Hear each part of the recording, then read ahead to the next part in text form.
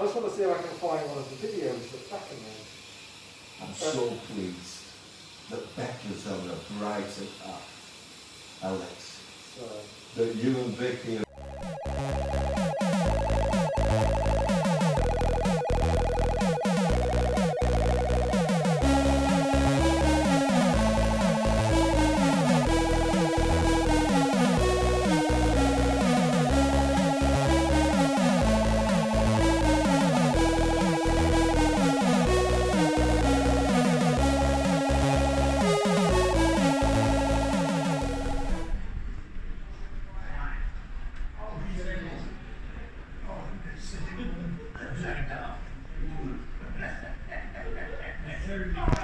Fucking hell. Straight to 55 quid. First pick on Space Trail and it went straight to 55 quid. 20 in, one feature, first press. That's 40 quid up on top of the 21 quid I won on the ferry. I might just finish my beer and go for a walk, you know. Sometimes you've got to know when you've been lucky.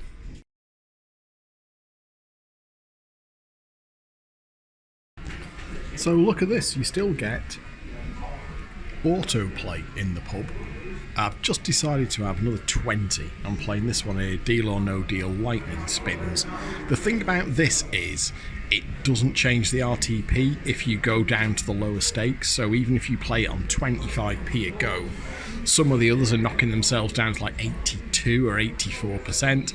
This one is a fixed 88%, which is still shit for a random game, but it's a fixed 88% whatever stake you play at. So I just thought, while I finish my beer, I'll just have a 20 quid, 25p spins. It seems fairly tame, to be honest. I haven't had a feature yet, so the only goal here is I'm just passing time really until my brother and sister-in-law come back into town to pick me up. They're taking the second visiting slot with my dad for the day. Obviously I've already been over there this afternoon and I'm going to go up to their house for an evening meal, so just spending, like I said, I've basically got 3 hours to kill. Didn't really want to sit around in the hotel, so I thought I'll just go up for a walk into town, get a beer, try a few quid in the machines, and that will pass the time on, because that's the thing with my visit here. There's going to be a lot of passing time by because we can only go up to see my dad twice a day. There are 2 slots per day of 3 hours each. Ooh, can we get a feature chance here? No, that's not going to happen, is it? No. So there we go. If this 20 quid goes, what I'm going to do is walk back to the hotel, because it won't be a million miles off my brother coming back down to pick me up.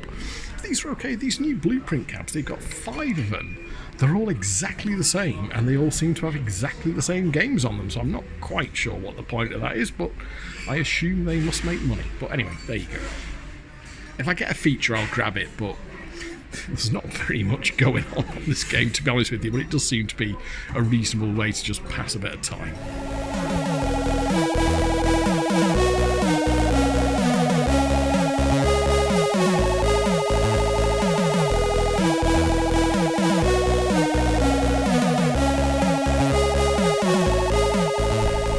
Okay, so we have actually got the Deal or No Deal game, allegedly with 100 quid in there. I can do phone for quick pick, but you know what? Oh no, does that mean the 100 quid's gone? That means the 100 quid's gone. This is not going very well, is it? Oh, fuck me. Do I get an offer at any point? When do I get... Oh, okay, we've got... Crikey O'Reilly, that was shite, wasn't it? Oh, that was the worst start ever. I'm knocked out. I think Noel's going to fuck me here, isn't he? No deal, Noel. Fuck you. I'm going to hold out for the £40 box. That was... Oh, there we are. That's a bit more like it. If that £40 box goes, I'm in trouble. Oh dear, this is not looking good, is it? Sorry, I'll try and stand... Banker's offer is going to be shite. Fucking fiver. No deal. I'm holding out for that £40 box. Old beardy face isn't going to... Oh dear. He's not going to dare to take that off me, is he? Okay. The offer, no, the offer's still going to be shite, and it's going to be at £6 or something, is it? Yeah, no deal. No deal. I'm holding out. We're oh, for fuck's sake. £20 box then. We'll hold out for the £20 box. You won't see it. This is awful, isn't it? What's the offer going to be? It's going to be about £5 again, and it's really, it's control, even worse. It's controlling this down, isn't it? Oh, I'm sorry, I'm pressing my actual box. Sorry, I've never played this before, can you tell? Okay. £20 box, any chance? Any chance? £20 box. Come on, Noel. Bearded wonder. That's going to be shite off it. All the offers have been shit, haven't they? Right, we need to not lose. We need to not lose the £20 box here. There's half a chance, you know. Come on. No! Fucking... Ah, no deal. Show me my box. I want to open my box.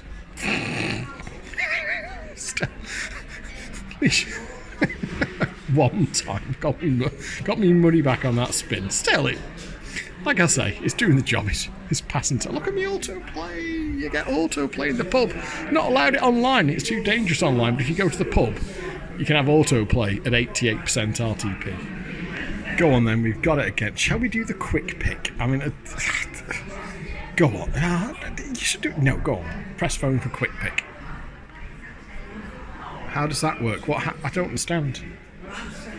Oh, it doesn't. It's not actually that quick, is it? It's fucking taken the £100. I see. Right, okay. So there's no reason not to just use quick pick. It literally just saves you clicking on the box. I get it. Was that every single elimination? Was from the red side, wasn't it? So that's not very good. I'll tell you what though, if you're playing one of these and you just want to pass a bit of time on, which is literally all I'm trying to do at this moment in time, really, is just pass a bit of time on. I don't want to be just sat at the hotel thinking about my dad, so it's kind of just to take my mind off things at the moment. And you could do worse than this, to be honest, because you are getting exactly the same RTP as if you're playing a pound to go. A lot of these games, not only do you get like nerfed RTP if you go down to the lower stakes, you also, it like takes features away. You don't get this bonus, you don't get this respin thing and all stuff like that. So I went through quite a few of the games before I found this one, and it caught my £50 box still there. Caught my attention because you just get the same RTP. If I take that, you know, if that 50 box goes, I'm fucked here, aren't I? But what if it's the 50 box? Oh, I'm gonna deal. I'm gonna wuss out. I'm gonna deal. My box was £1. Good choice, Degsy. So yeah, if you are literally just after killing, there we are. If you're literally just after killing a little bit of time, this one on the blueprint cabs, you've got 5 of them here. Like I say, all the same games. There, but you know what? Fuck it. I've actually won another. Oh no, it's still on auto. You know what? I'll play this down to £20, then I will collect it, and then I'll walk back to the hotel. That'll be fine. It's done its job. It's just passed a bit of time on for me.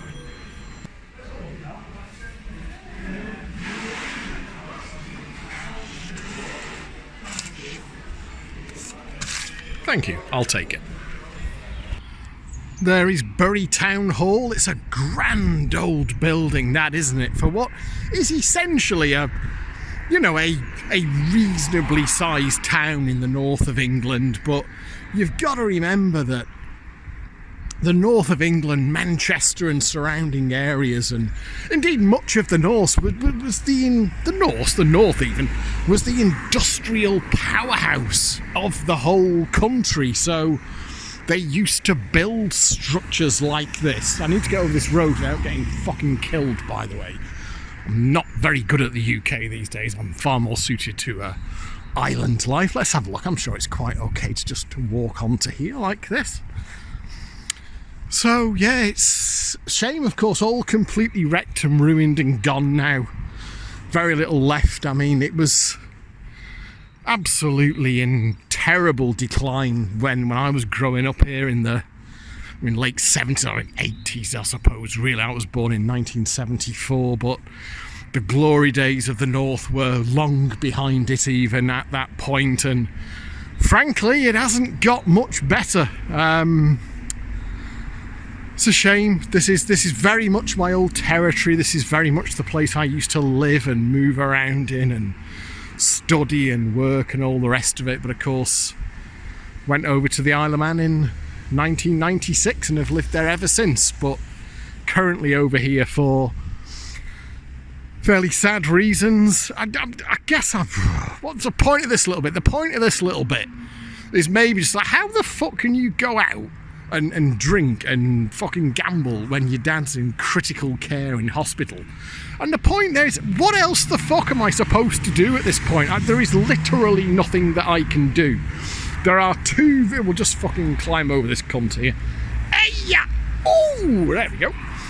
There are 2 visiting slots of 2 people twice per day. Because my dad has COVID, he's in an isolation unit on the critical care ward. So there are 2 visiting slots of 2 people per day. Me and my brother used up the afternoon one. My brother and my sister-in-law are using up the evening one. My sister-in-law and my dad have got very close over the years, and she wanted to go and see him. That's fine, of course, I completely understand. So I'm just kind of kicking me heels at the moment. There is literally nothing that I could do. If there was like I don't know, some kind of exercise bike in my dad's room and they said, there you go, pedal as fast as you can on that fucking thing. The more pedaling you do, the better your dad's gonna get. Yes, fine, I'd be fucking sat on that fucker now and spinning till me fucking heart pops, but I can't do that. There is nothing I can do. I knew this before I came over, that there was going to be a lot of waiting around on this visit. We have to let the hospital do its stuff, we have to let the staff do its stuff. All the fucking machines and shit that they've got my dad hooked up to, he's on 100% oxygen still, which is not good.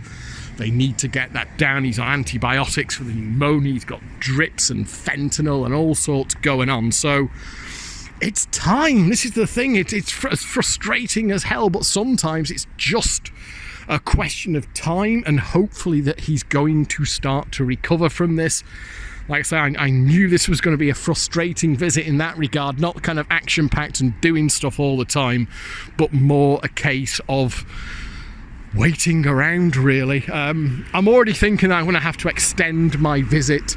I want to stay over here for long enough to get a decent idea if my dad's going to recover or not. At this moment in time, honestly, it could go either way.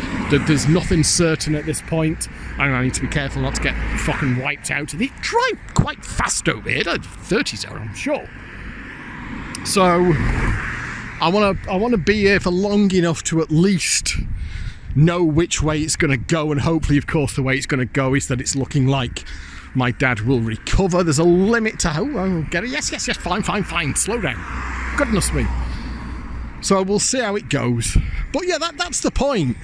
I went down to the hotel bar, I had a couple of beers in the hotel bar, but it's really quiet. It's a Sunday afternoon, or Sunday evening now in April. There was nobody around, there was no noise. I was get a little bit maudlin just sat there by myself, because you can imagine my head's all over the fucking place at the moment. So it's I suspect I'm going to stop at some moment and start to think about it all and find myself in a bit of distress, but I think I'm sort of putting it off at the moment. But I just, bollocks, so I just walk up into town, went to that pub and thought, you know, like I say, it's to pass the time, it's to fill those hours in from now until tomorrow when me and my brother can go and see me dad again. So we've got a few ideas about things that we want to do. He's not liking, the thing is, his head wants to be out of there already, and his body is a million miles off. So, and you've got the sound of all the machines. I mean, don't get me wrong, these are machines that are keeping him alive, but these mechanical sounds, hissing and clicking, things are beeping all the time. He got really upset at one point, and his oxygen levels dropped because he was crying instead of breathing.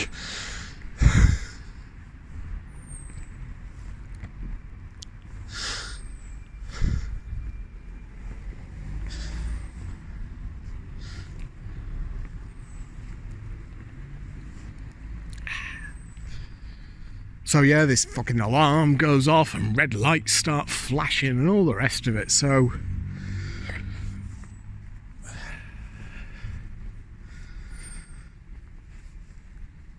that's all we can do now. In many ways, it's just filling the time from now until tomorrow. One of the things that we want to do, because he's finding the room quite a hostile environment.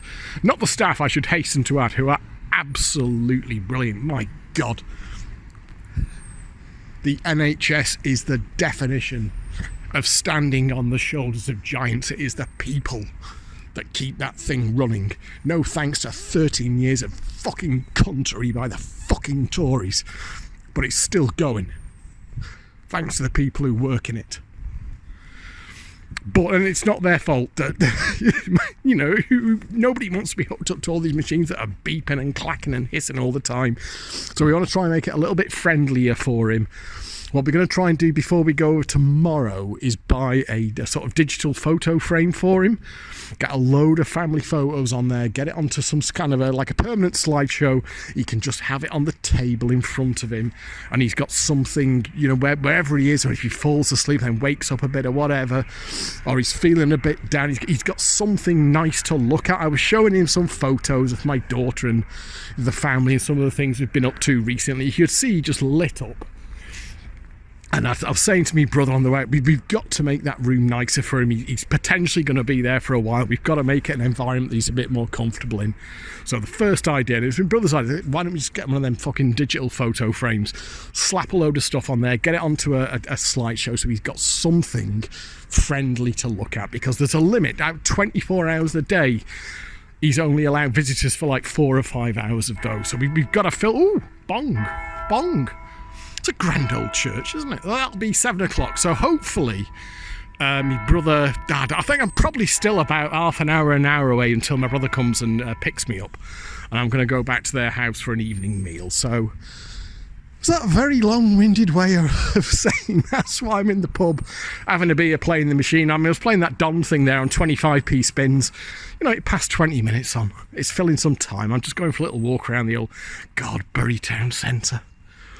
1990, 91, well, 92, when I was at college here, we used to walk around. You know what? Let's go and find the arcade. I featured it, but only on Google Street View. In a previous video, it was the 10p £4 machine videos. Let's go and find where that little arcade is. It's not an arcade anymore, but it's an arcade I spent an awful lot of time in. Right, it's an Istanbul barbershop and a Dixie chicken now. The slight problem is that the Dixie chicken has got a big bald guy in it who's kind of looking out with a really angry face, and frankly appears to me like he wants to kill someone. So I'm slightly reluctant to grab him on camera. It's all gone. I mean, it was never salubrious around here, but it's not great. But it's just round this corner here. We'll try and do a little snap of it. But basically, what was one unit, which was the arcade, it was one of the video games on the right hand side and the gams on the left hand side, is now an Istanbul Barbers and a Dixie chicken. So there you go. And we'll call it there. And there's the Knowsley. That has featured on videos on the channel before, for reasons that I won't go into too specifically here. Still looks like it's alright though, doesn't it? The pool room, is that still back there? Fuck me, we spent some hours in there back in the day. Crikey O'Reilly. The old haunts. 91, 92. Crikey. Spent some time and some money in there. The bad old days. I remember taking some fucking beatings in that place. With the benefit of hindsight, of course, in the golden era of the doable machines in a town centre Bury pub, players would have had that shit locked down to fucking... I was just the mug coming along and filling the bastards up, but there we go. Anyway, time moves on, so I'm going to walk back down to the hotel. Should not be a million miles away now from my brother coming to collect me. Those cars coming down. And then we'll go and have a nice evening meal. and that should see us on. Then it'll run me back to the hotel after that, and then that should take us into the sort of realms of bedtime. And then the job for tomorrow is to get that digital photo frame sorted out for me dad before we go up and visit him. Is he stopping there? Not very big, the roads here. I have many lanes. We don't have things like this on the Isle of Man. It's all quite scary.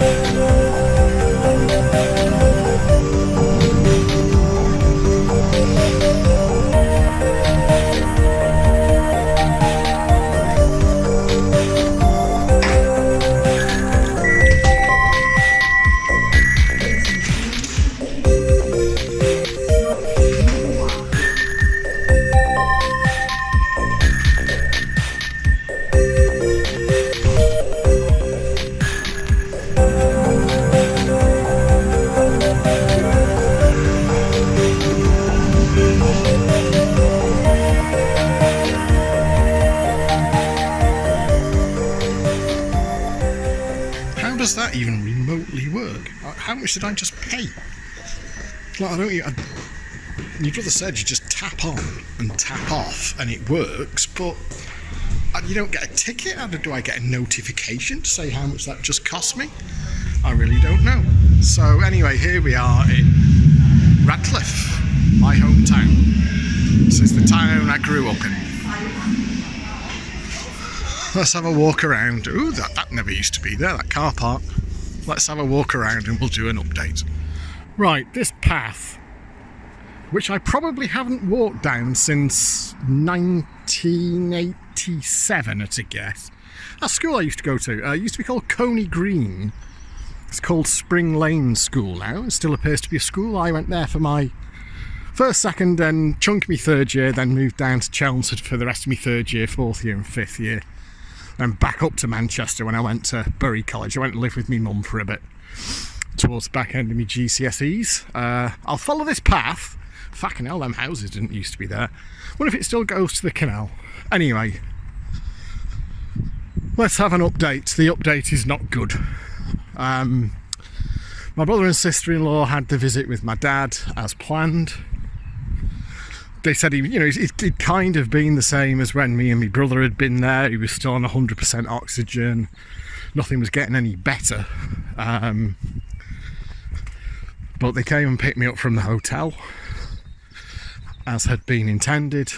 We went back to their house where my sister-in-law, who is a fantastic cook, had made a remarkably lovely meal.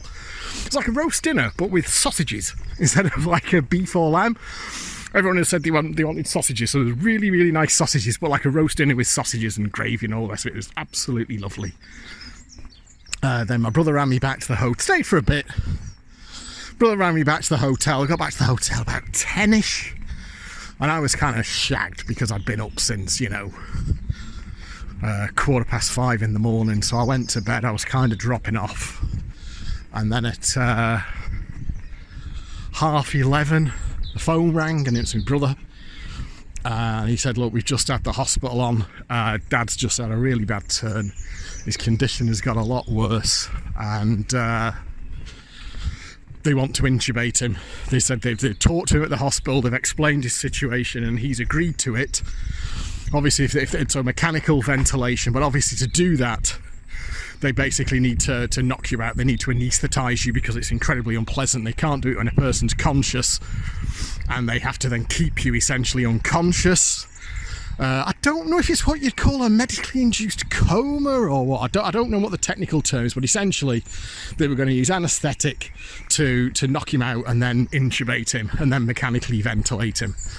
That was what they needed to do. So what they said is, look, if you want to come and see him, if you want to come and talk to him, now is the time to do it, because obviously once we do that, he won't be able to speak to you, he won't be able to communicate, and there's always the risk that you don't wake up. I mean, I'd already been talking about that with my brother and sister-in-law. Said, look, we don't want Dad to end up intubated because you're in a bad spot then. We need it to be going the other way. We need his oxygen levels to be getting up, and we don't want it to end up at intubation. I'm reasonably familiar with the path of COVID and how these things work. I kind of kept myself up to date with it over the last few years, so I already had a pretty good idea in my head of what a good path was and what a bad path was. There it is, this canal. We used to play on this canal. We used to play on this canal when it was frozen. It got bouncing around. I remember one of my mates fucking went through it there one day. But yeah, we can go up there as well, over that bridge, and that'll take me back around to the back of the old estates where I lived. But a little ducky there. So we said, okay, you know, there's like, we'll just, you know, give us sort of 30-40 minutes, we'll be there, because they wanted to get it done. We said, okay, we'll wait for you, we'll give you some time to get here. So my brother and sister-in-law came and picked me up from the hotel. We got off to the hospital, the Bolton, whatever, I've forgotten the name of it as well. It's the main hospital in Bolton. Up to critical care, masked up, because my dad's got COVID as well. In to see him, and there was a nurse in there with him called Anita who'd been comforting him. He'd had a really bad turn, some kind of great distress, and they'd had to put more tubes in him. The pain relief wasn't working, his oxygen was poor, and and as we started talking to him, he said it's just indescribable agony. I said, I've just never known pain in my life, I've never known anything like it. And he was just exhausted. You could see his body had nothing left to give. He was talking to us, he was lucid, he wants to make it, but he was all kinds of dinged up. They're talking now, he's got a secondary infection, they're now calling it. We found out this morning, this is new this morning, he's got double pneumonia, he's got COVID, he's got extensive damage to his lungs, so it's not great. So he agreed with us and with the hospital that intubation was the right thing to do. And what I said, look, this is going to give you a chance to rest and recover, Dad, because it's not happening. The situation that you're in now is not one in which you're getting better. You're not recovering.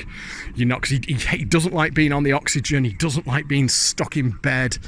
Do you remember the Manchester funeral trip video where my gramps ripped all the tubes and everything out in the hospital to get out of there? My dad's kind of cut from the same cloth, really. So he doesn't like being stuck in bed. He doesn't like being in that state. And so the kind of pitch was, look, Dad, this is your chance here to recover. Is if they do this, if they get you intubated, they're going to knock you out. It's going to give your body a chance to rest. It's going to give your mind some respite. And he was like, yep, I understand. I agree. This is, he could see himself, this isn't working. I'm not getting better like this. So let's give it a go. But he himself was very, very mindful that it may be a one-way street. I think he does know it, that the gravity of it has hit him. He knows how ill he is, and I think he understands that, as we all did, look, this is the only show in town. If they don't do this, as severe an action as it is, if they don't do this, this is only going to go one way.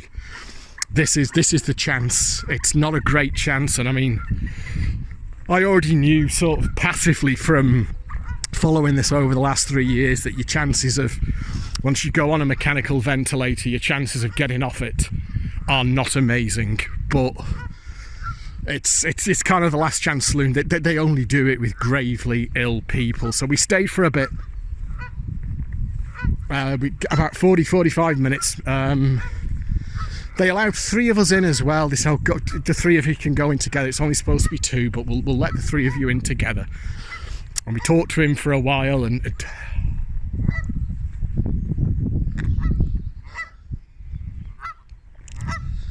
you know, and I was trying to say to him, look, Dad,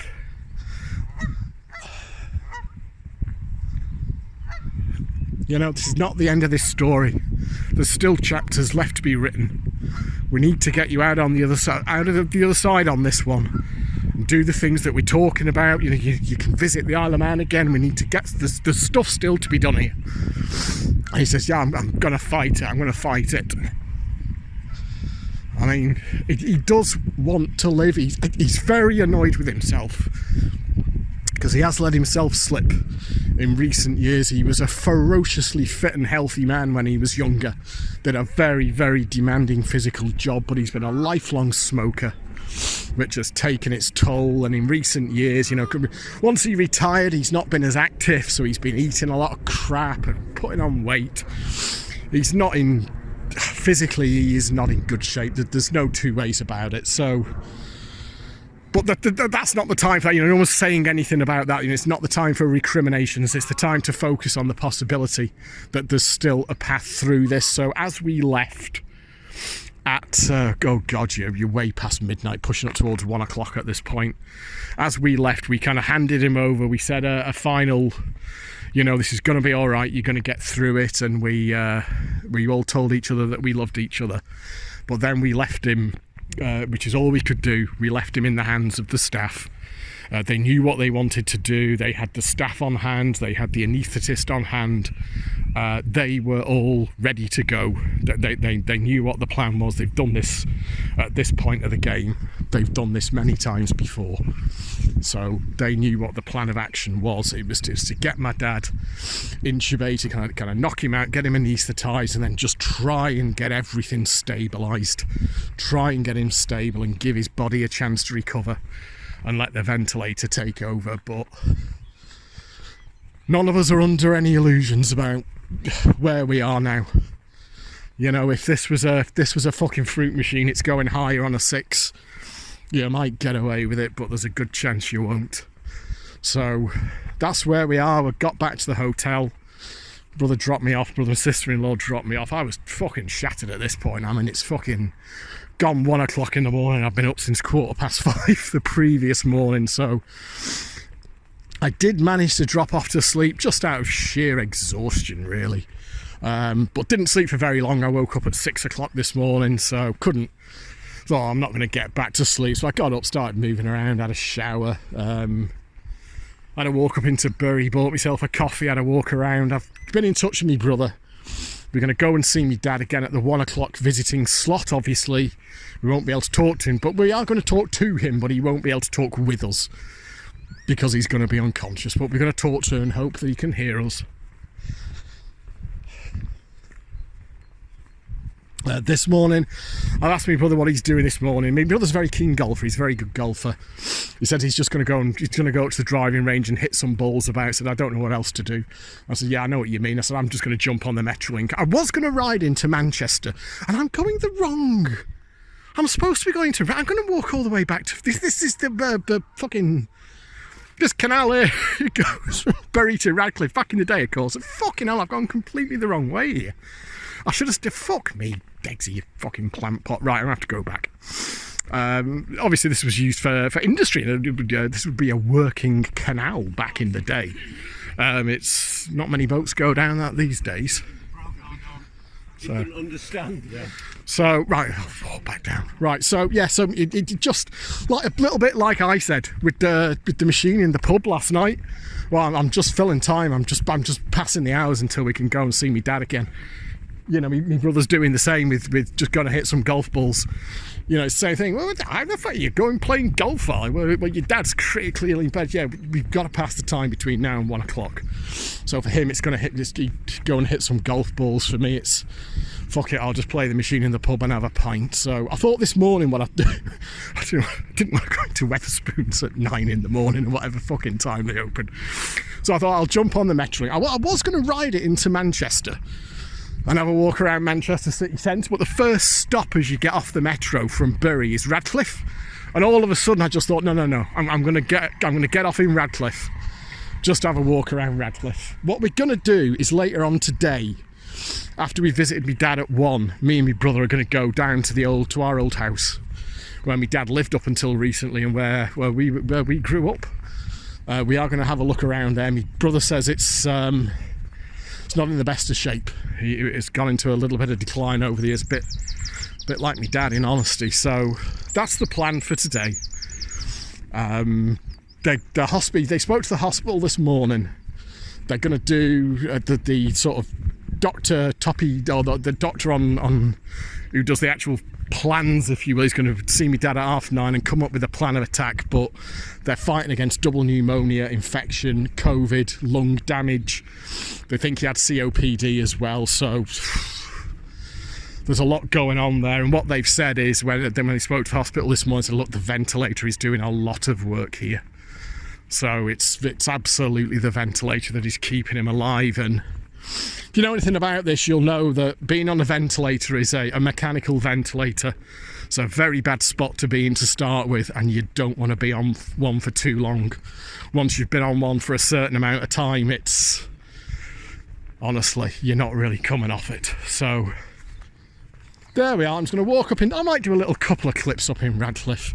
Maybe a couple of the old pubs we used to go. I know a lot of them aren't pubs anymore. All those houses were there.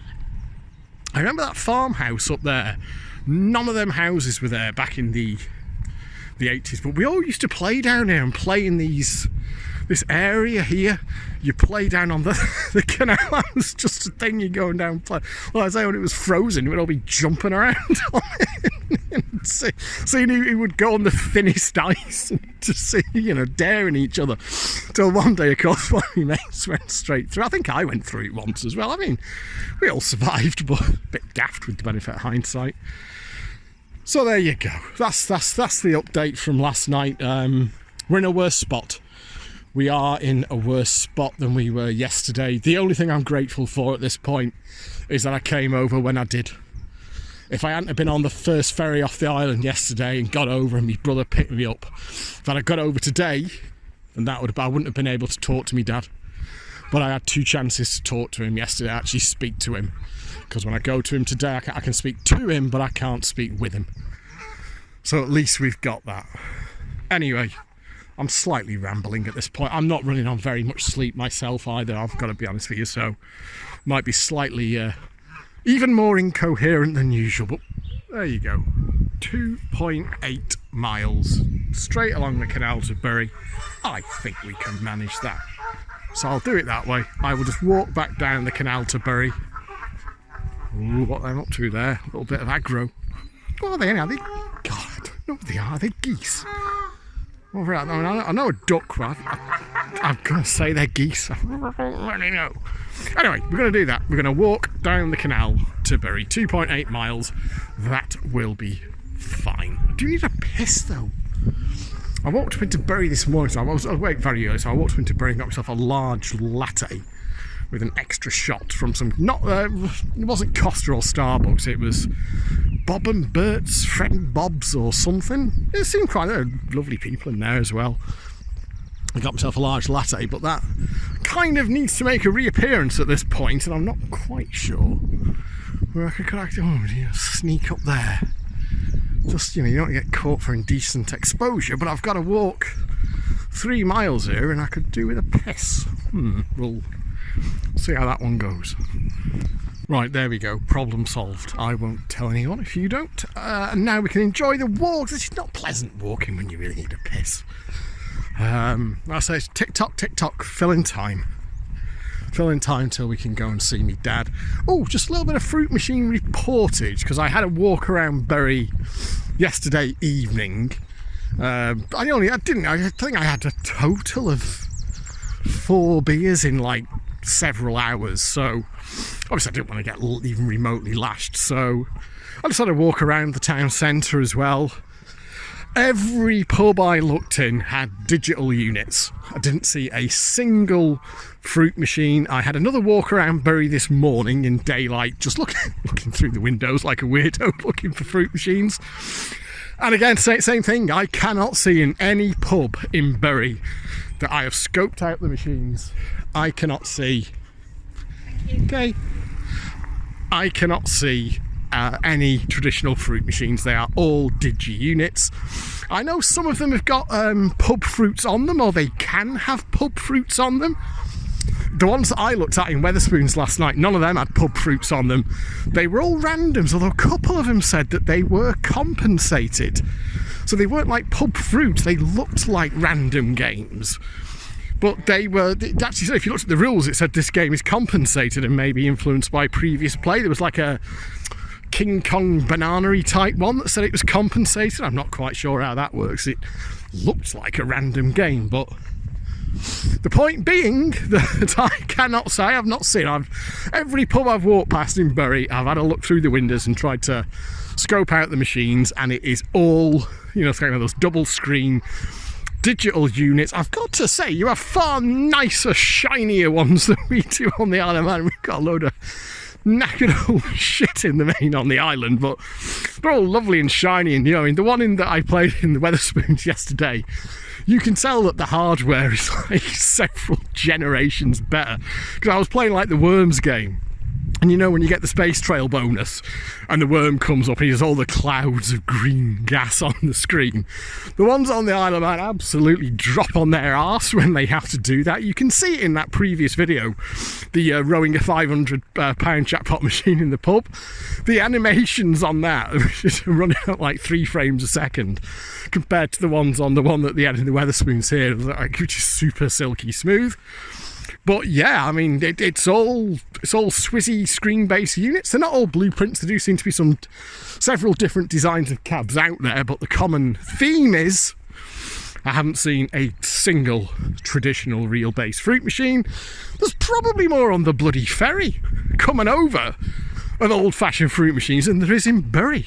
There's probably more ferries on. Certainly, I think there's more proper fruit machines on the ferry than there is on the entire Isle of Man.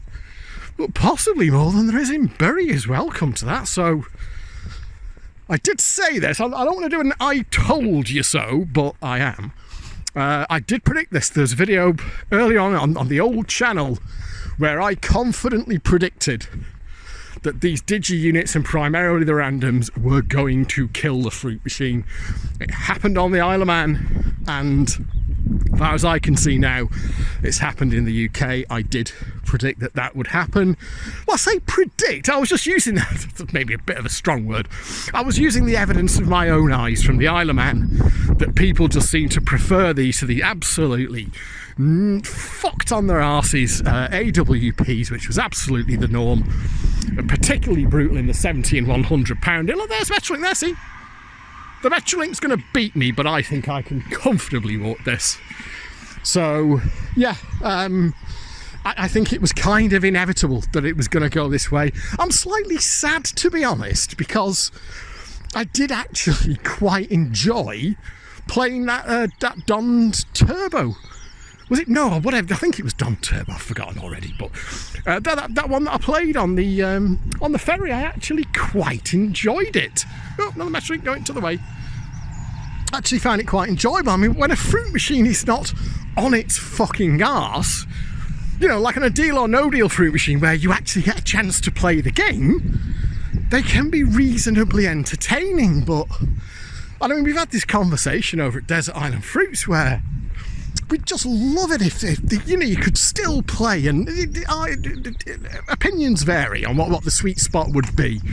You know, some people say £25 or £15, or some people say, just have a tenner, have a £10 jackpot and it can repeat 2 or 3 times just like in the olden days. So opinions vary on where the sweet spot would be, but having something a little bit more like the classic fruit machine of old, compensated fruit machine of old, where you can have some features and some fun, maybe actually put some skill features on there, maybe do a little bit of a better percentage on them, you know, maybe get them up to where the manufacturers always said they should be.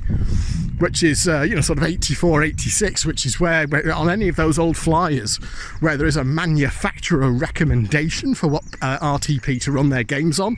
It's always mid to high 80s is what they recommended. It was the greedy operators that always fucking punted them out at 74 and 76, which is of course stealing the player of what the manufacturer thinks should be 10% of RTP. So let's just walk through here. Oh, all right, cheers. Thank you.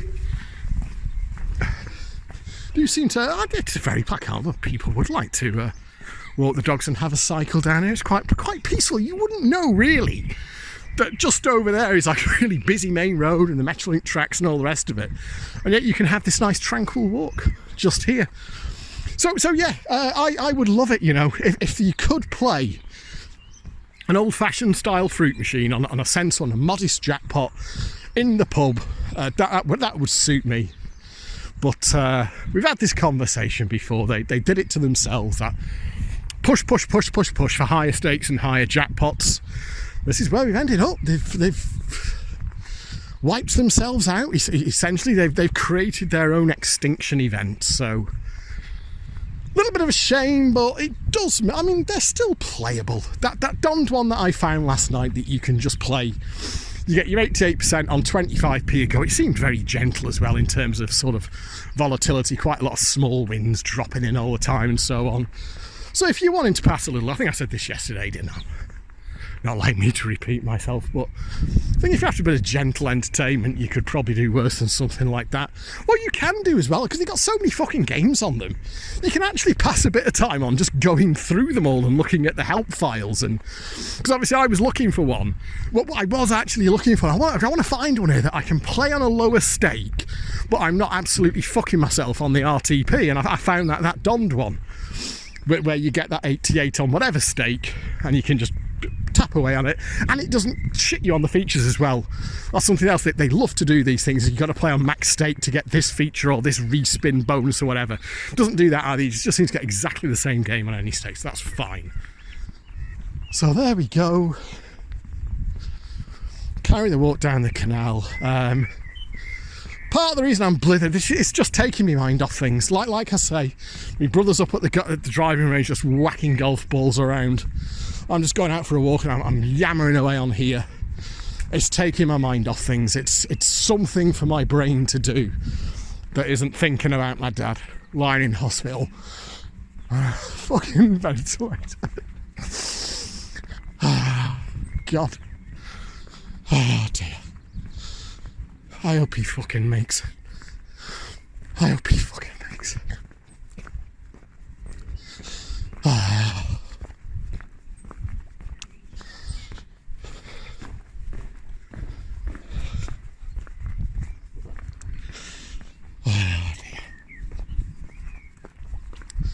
I'm not a religious person, I've got to be honest, and I never have been.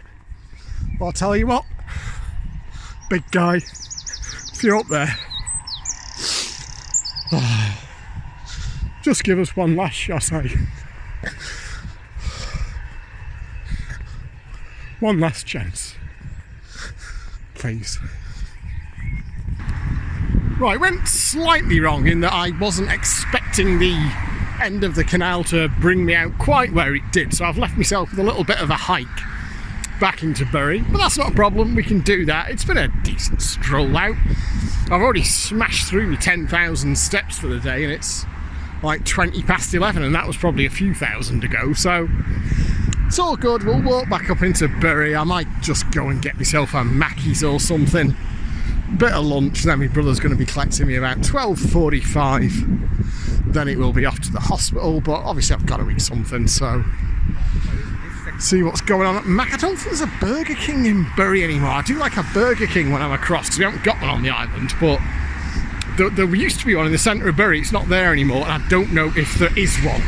Certainly within walking distance, but I can go for a Mackey's as well, that'll do. Right, so just a brief update, because my brother's on his way at the moment with my mum. We basically did as planned yesterday. Where did I leave it? I was just going up into town to get something to eat, wasn't it? So I got a Mackey's thought I'd try the chicken Big Mac thing, so I missed it the last time it was on special, kind of on the Isle of Man. Short version, just get a normal Big Mac. It was alright, but I don't think it being chicken instead of beef really added to it, so after that, my brother picked me up and we went out to the hospital. We already knew what to expect.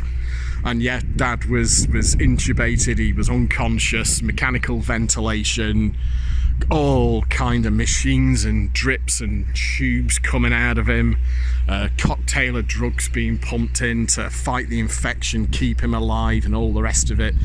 He was paralysed as well, which I know sounds very sinister, but they explain it. It's absolutely common practice that they do that so that there are no involuntary muscle spasms or anything like that, because they want him still, they don't want anything getting dislodged.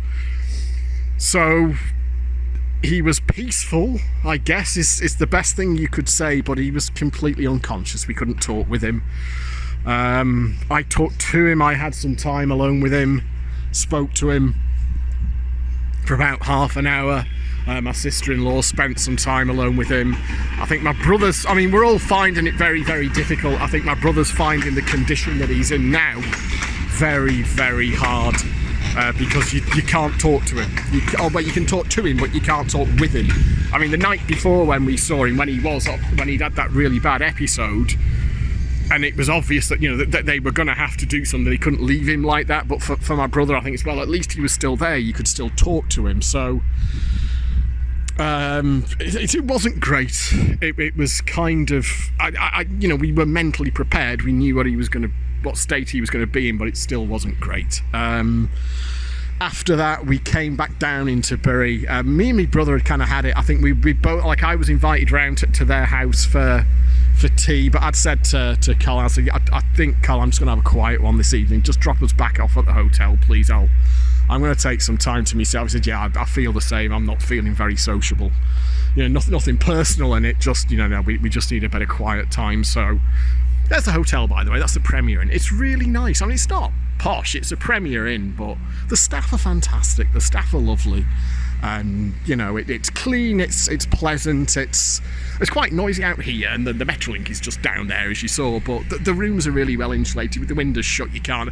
In fact, I'll just show you. My room is, I'm up 501 I'm in, which is, I can't take too long here because my brother's going to be arriving momentarily with my mum. My mum has come up from Wales. My mum and dad split up when I was 4. It wasn't great at the time, but in recent years they have had a sort of rapprochement. That's me, right at the top there, that one there. So it is, if you open the windows you can hear the Metrolink, but with the windows shut you can't hear it at all. So yeah, my mum and dad have had a kind of, I think my dad apologised to her for past behaviours. She kind of forgave him. And they've been on reasonable terms now for years. So my mum's come up. I think she wants to go to the hospital and see my dad. And obviously she wants to see us as well and comfort us. So that's the idea. So my brother's coming in the car now with my mum. And we're going to go down to the old house in Radcliffe and we're just going to have a look around. I want to have a look around there, just for old time's sake. My brother has warned me that it's kind of declined a bit over the years. Hasn't really been looked after, so I'm ready for that. And it was never a posh, I mean, it was 2 up, 2 down terrace, but apparently it's in a bit of a state. So what did I do yesterday evening? Once my brother dropped me off, I walked into Bury, went to that Wetherspoons again. Had a couple of beers. Did I have 2 or 3? I think it was 2. 2 pints of Stella. £3.6 for a pint of Stella. That's not bad, is it? I had 2 in the Wetherspoons. Just played them. I played that Dond one again on 25p. 88%, 25p. If you just want to pass a bit of time, that's the one. It seems very low variance as well. I ended up winning a little bit on it. I had a look around the other machines. They've got 5 blueprint cabs, so they've all got the same fucking games on them pretty much. So after that I went up to the Robert Peel, pub called the Robert Peel. Yeah, I just got accosted by somebody very aggressively asking for a lighter. I thought he was about to try and muck me and grab my phone or something, but anyway, there we go. He was after a lighter. I don't have a lighter, so I said, very sorry mate, I haven't got one. Anyway, yeah, went to the Robert Peel, They had 4 digis in there. They had 5 in the Wetherspoons. They had 4 in the Robert Peel. They did at least have some non-blueprint cabs, which had some different games on them. Same kind of dog shit percentages, and they go down if you lower your stake.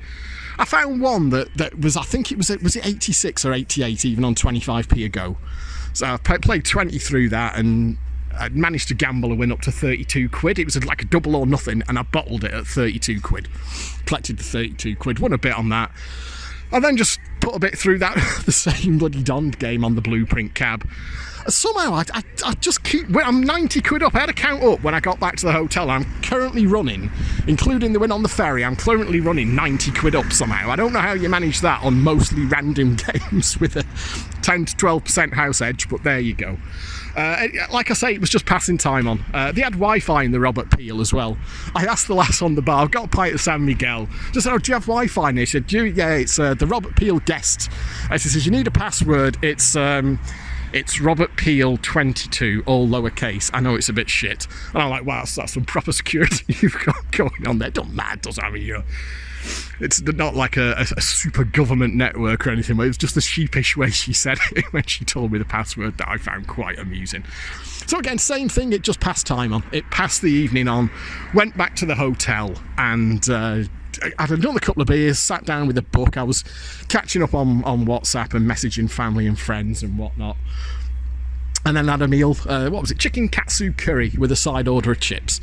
It's like pub food, really. I'm sure it's all pre-prepared and they're just kind of reheating it to an extent, but it was fine. For what it was fine. I ate that about 9 o'clock. After that, spent a little bit more time in the bar and then just went up to bed, back to the room and to bed. Did manage to sleep, so I feel moderately refreshed today. Still woke up fairly early, walked up into town, got a Costa.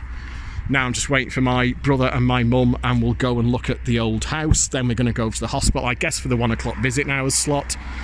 We've had no update from the hotel overnight, which is good because that means nothing bad has happened. There was a risk at one point. They were concerned about his kidney function, and they were talking about having to get him on dialysis, which would be another fucking another bit of his body not working. But they said when they tested his bloods, it's okay, we're going to look at this dialysis thing again. But they tested his bloods again, and the potassium level had gone down. Yeah, so his body had actually cleared that by itself. So that's something at least. But obviously, we don't want him to be on mechanical ventilation for too long. We really need that infection to start dying down and for some function to return to his lungs, because the longer you are on mechanical ventilation, the worse the prognosis is. It's not impossible, but it's not great. That's not where you want to be. So there we are. Where are we now? We're Tuesday morning. Let me just have a look. Where are we? Tuesday the 18th, just after 10 o'clock. I'm just waiting here for the car to arrive. Then we'll go down into Radcliffe, where the old house is. I haven't been there for many years now. I'm trying to think, like, I mean, it wasn't in the best of shape the last time I was there. I'm told it really hasn't got any better. So that's what we'll do now. Then probably over to the hospital, play it by ear. I've extended my stay. I was originally due to go back on Wednesday. I've booked another 2 nights at the hotel. Oh, here's me brother. There we are. There he is. I'll jump in. My mum's... Oh, hang on a minute. I'm just going to walk under a bike. That would be bad, wouldn't it? So there we are. Here's me brother. Let's get going. There we are. Hang on a minute. What's this? I know. Boxes. Well, what am I supposed to do? We're going to sort them out now. I want a hug. Why didn't you? Because someone's picking them up off me today. Well, where am I going to sit? Calm down. Jeez.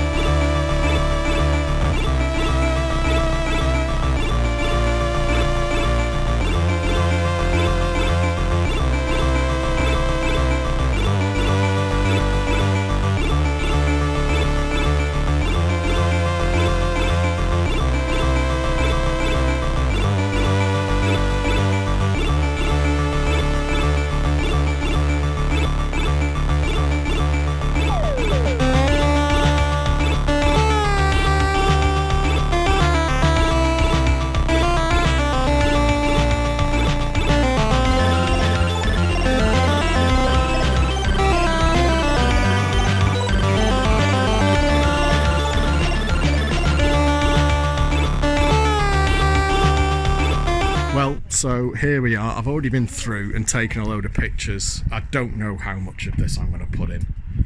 I had no idea it was this bad. I mean, it was. He has a new doors put on. I think that was out of absolute necessity, and it's the kind of thing you see on. When was the last time that cooker was used? I just had no idea. The last time I was here, which admittedly was a few years ago, I think the last time I was over, I didn't come to this house. It just, not for any particular reason, it just didn't happen. It didn't fit in with the timetable. It's the light is on. Most of the lights don't work.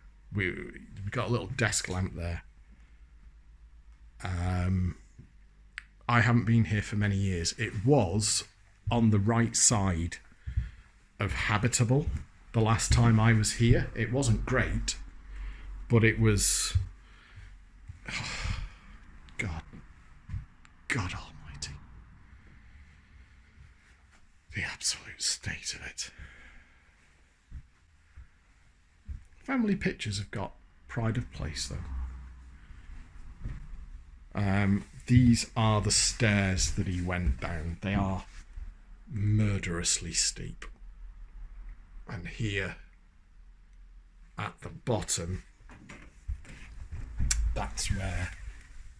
God, that blood is still viscous. So if you can bully, you can see where he's pulled himself up. So what will have happened here? They have been there. They have been there since the 1980s. They were there. I'm literally, before I moved out, they've been there since 83, 84. So he's gone downstairs. Bang. Knocked himself out. He's got punctured ribs. Punctured ribs. He's got cracked ribs. He's got a punctured lung. Makes the decision to crawl back up the stairs. Doesn't ring 999. Doesn't ring a relative. His brother lives 3 minutes drive up the road. 3 or 4 minutes up the road. He's gone down here. He's crawled back up the stairs into bed, and he's lay there for a day and a half. The only reason he didn't die in there was he rang up my sister-in-law to get out of like a family meal. Oh, I'm a bit under the weather, I can't make it. Sister-in-law immediately clocked on there was something far more serious going on. Came down, found him in bed, got him off to the hospital.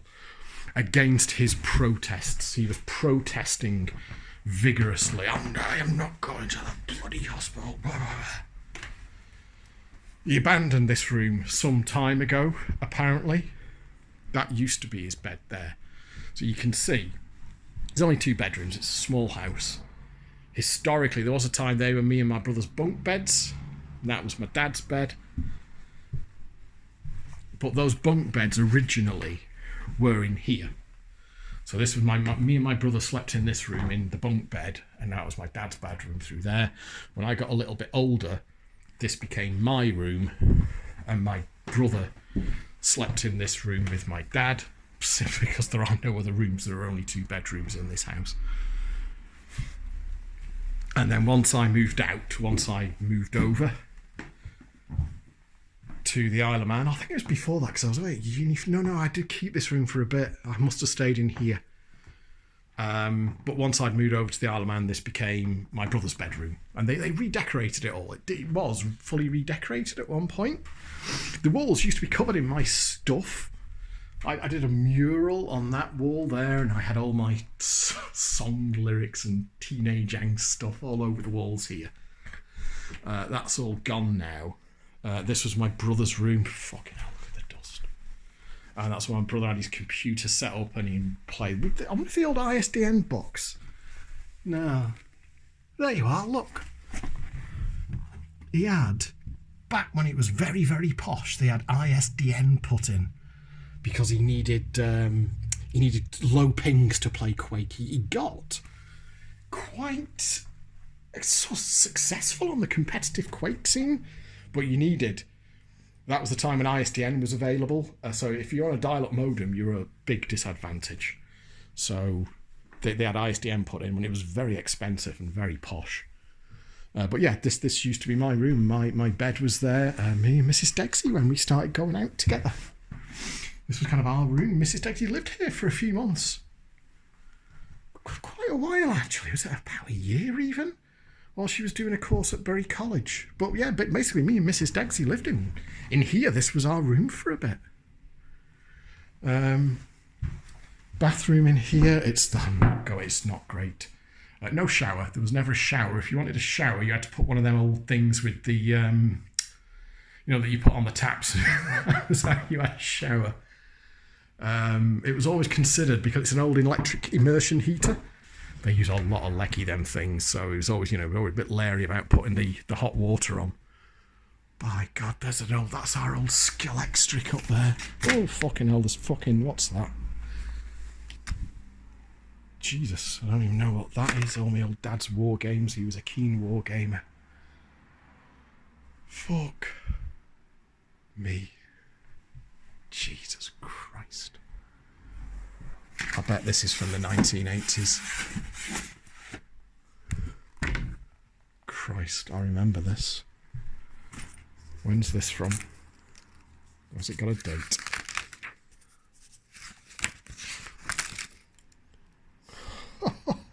Oh, 1973. Fucking me. Oh, Jesus. Fucking hell. Oh, my Christ. I didn't know. It had got this bad. God, it's old. Fuck me. Fuck me. I mean, obvious. What my stuff? There's something there. I don't know what that is. Computer and video games. November 1987.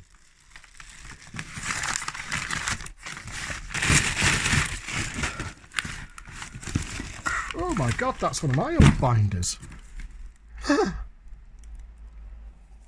What's that? What? Jesus, that's my old history binder.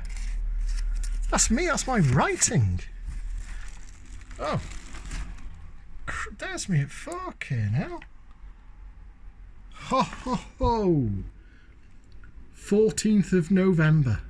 No, September. 14th of September.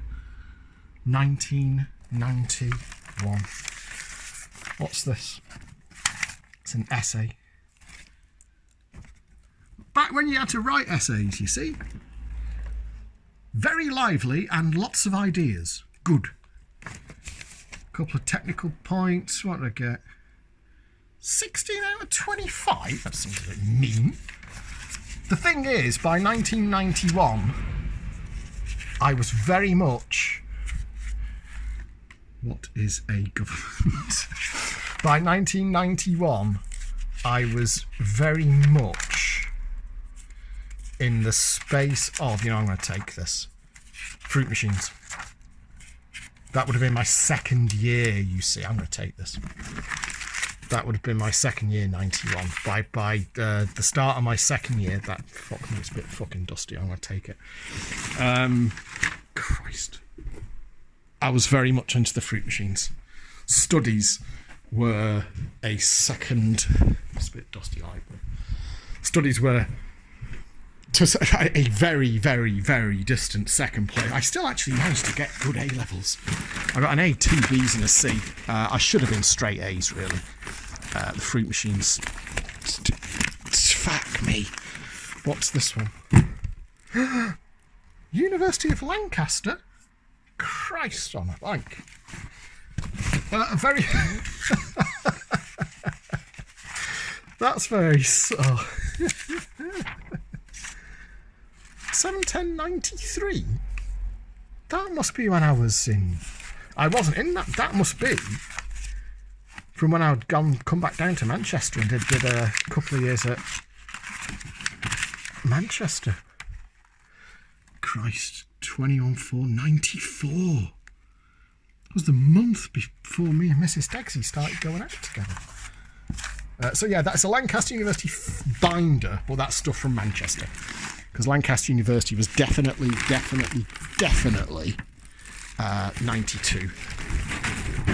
Oh my Christ. Fuck. It doesn't matter, my dad's never coming back here. Whatever happens.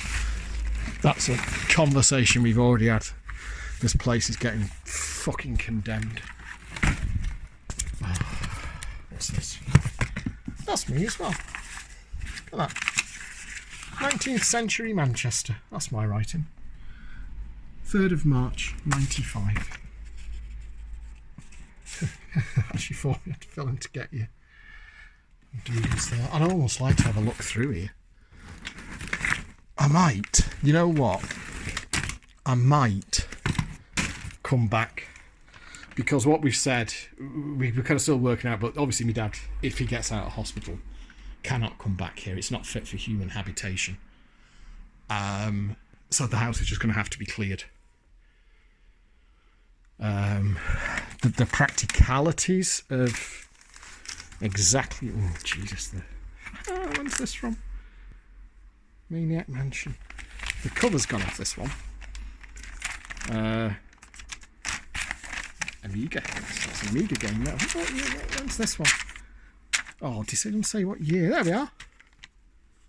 That's the circulation from... So this will be presumably December 1987. Crikey. Oh. I'll have a chat with my brother. I'd almost like to go through...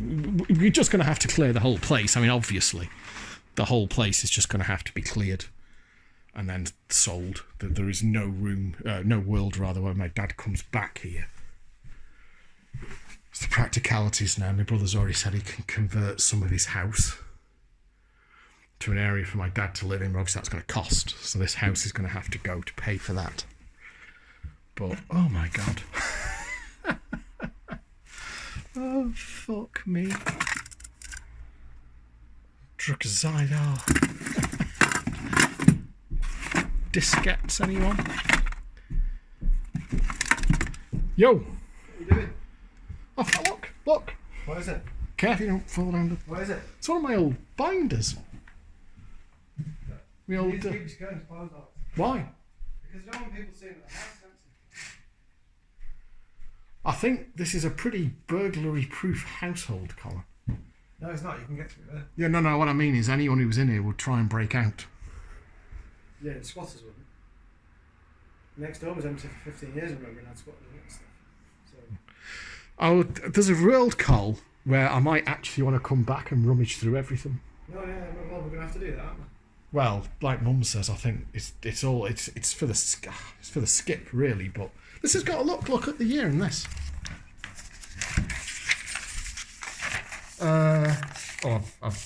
This is all 1990, 1991. There you are. 23rd of October, 1990. Yeah, there's some gold in there. Mum wants to take us for something to eat. Are you hungry? Really? I'm going to take this now. Jesus. I'm going to take this now. Before the house is cleared, I'd like to go through it. Yeah, it's fine. There's going to be stuff in here. There's magazines, Carl, from 1987 in there. Yeah. There's some of my old Commodore tapes and stuff. There's going to be stuff in here. Mum needs to go to the toilet. I need to go to the toilet. We can't go here, so I need to... Oh, Jesus. God almighty, these If you stairs. come back again. But we need to skip outside, Col, I know. so we can just start chucking stuff and sifting through. These stairs are legal. Do we have running water at least? Probably. Right, I'll stop this now. I found one of my old college binders from 1990 with like all my handwriting and stuff from 1993 when I was at Manchester Metropolitan. Oh gosh. So I brought one of them with me, but obviously the house needs to be cleared. But that's where Wesley Methodist used to be, isn't it? Where I went to school. I want to go through it when it's being cleared. I want to be there so I can go through it. Oh there's going to be stuff there. I went in the cubbyhole. There's some absolute gold in I went through the cubbyhole. Like, there's some packs of photos as well in there and that kind of stuff. So there is going to be. We're going to have to formulate a plan, aren't we? We're going to need a plan here. So. Well, you'll need face masks and overalls and rubber gloves. Yes, I concur. Is the new inn still That up? would be folly because. See, we're going past the new inn. That's where. It's such a pain that we can't start the selling process now. So I know. regardless of what happens to my dad, things are in place. If you had power of attorney, you could do it, right? If he recovers, you need to get power of attorney. You can make the decisions for him then. And he needs to have a will. Well, I don't know. I'm not sure that's something we're going to have a chance for. Well, we don't know what's going to happen with your dad, do we? How quick can they speak once they get off? Huh? I have no idea. How what? Quickly can they speak when they get off the ventilator? I don't It should be straight away. Once, if and when they get the mechanical ventilation out, that's when they can make Dad conscious again. You've got to be unconscious when you're on a ventilator because you've got it straight. Because immediately you get like a panic gag reflex. Yeah. Because you've got it all straight down your throat. That's what you can't have one without the other. You've got to be unconscious to be on ventilation. So that's why the two things come at the same time. If you get Dad off ventilation, that means he's recovered a bit. It also means they can let him be conscious again and get him back on the oxygen. Do you want to look at Garden Road? I'd love to. Would you mind doing that, Alex? I don't mind. Obviously we can't go in though, can we? Pardon? So here we are, it's the evening of the Tuesday, that's the 18th of April 2023. I didn't film anything at the pub last night. I did go out and played that fucking Don game and just the low variance 25p shit. It was just dead spins for dead time kind of thing. I didn't actually lose anything. I think I won a bit more cash on account up this morning, and somehow I was like 90 quid up, I think, since the start of the journey, including the ferry. But I was very, very despondent. I was in a very dark place last night. Having seen my dad intubated and unconscious, mechanical ventilation, all those drugs, I just thought he was going to die. But today, we're in a slightly better spot. They've managed to reduce his oxygen. They were able to take the anti-paralytic away for a while, but then they had to move him and he was becoming disturbed, so they had to reintroduce it. There was a period of time a new machine had appeared in the room today, which was a dialysis machine. They were worried about his potassium levels, and if they'd have gone any higher, they'd have had to start him on dialysis. But his body actually sorted that out by itself, and they up to at this point in time, they haven't had to do dialysis. That was a risk. That was something they thought might happen. So we're all taking it as a sign that his body is, it's working. It's trying to do stuff. It's trying to fight shit off. And his oxygen, like I say, has been reduced, but he's still on mechanical ventilation. What they have said is that they've seen signs that his lungs are trying to breathe, they're trying to work. They're not up to the job yet, but when I was in there today, we've all taken, because he's got COVID, we can only go in 2 at a time. There's only 2 visiting slots a day. You've got to understand it's critical care, really high intensity care. They don't, I completely get it. They don't want people in and out and milling around all the time and the rest of it. They've got to get on with what they need to do. So I'm completely fine with that, and I 100% understand it. Does mean that we've only got the 2 slots per day. There's lots of family members who are sharing those slots. You saw today, my mum has come up. My mum actually came in with me today, and it was really sweet. And we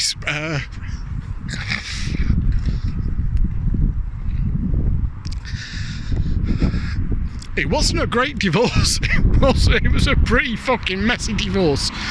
I was 4 and my brother was 2.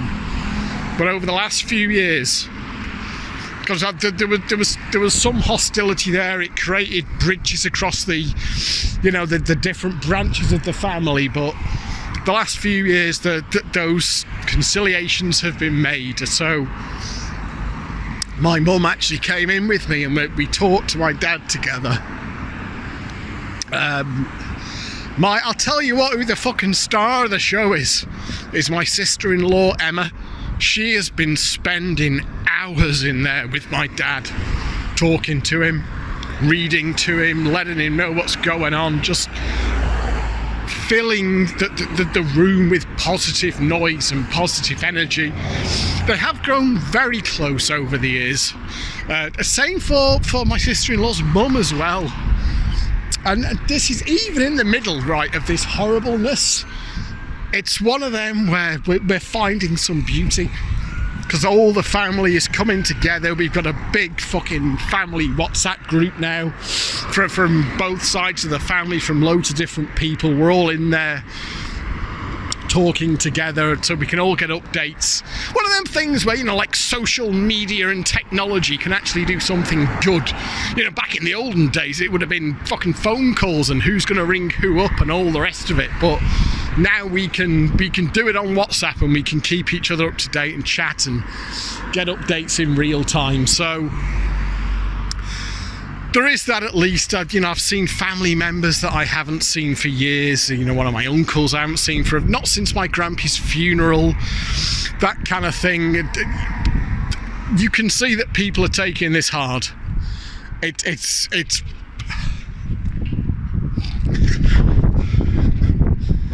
I mean, honestly, it's battering the fuck out of us, but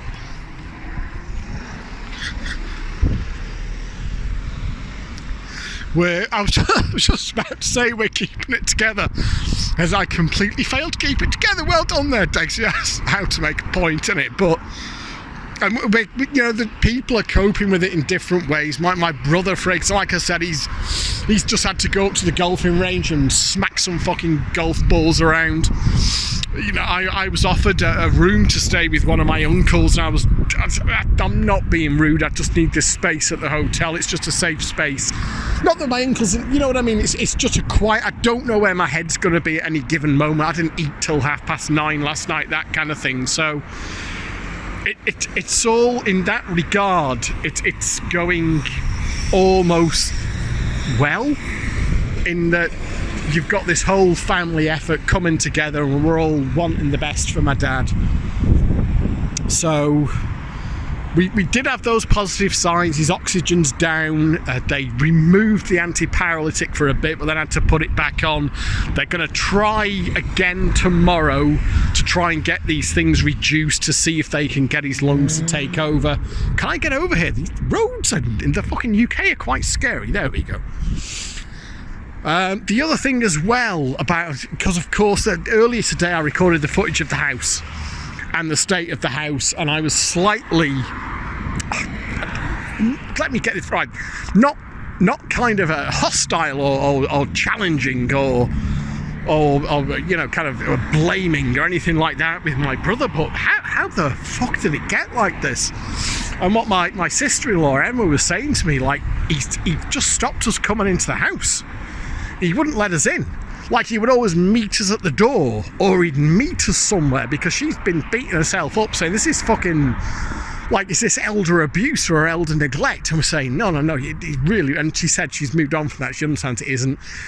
You just, if right, the old phrase, stubborn as a mule, which was, okay, let's find something really, really stubborn and create like a saying based on it, right? Take that mule and its stubbornness and multiply it by about 78 trillion, and you've got my dad. It's just, you cannot tell him a fucking thing.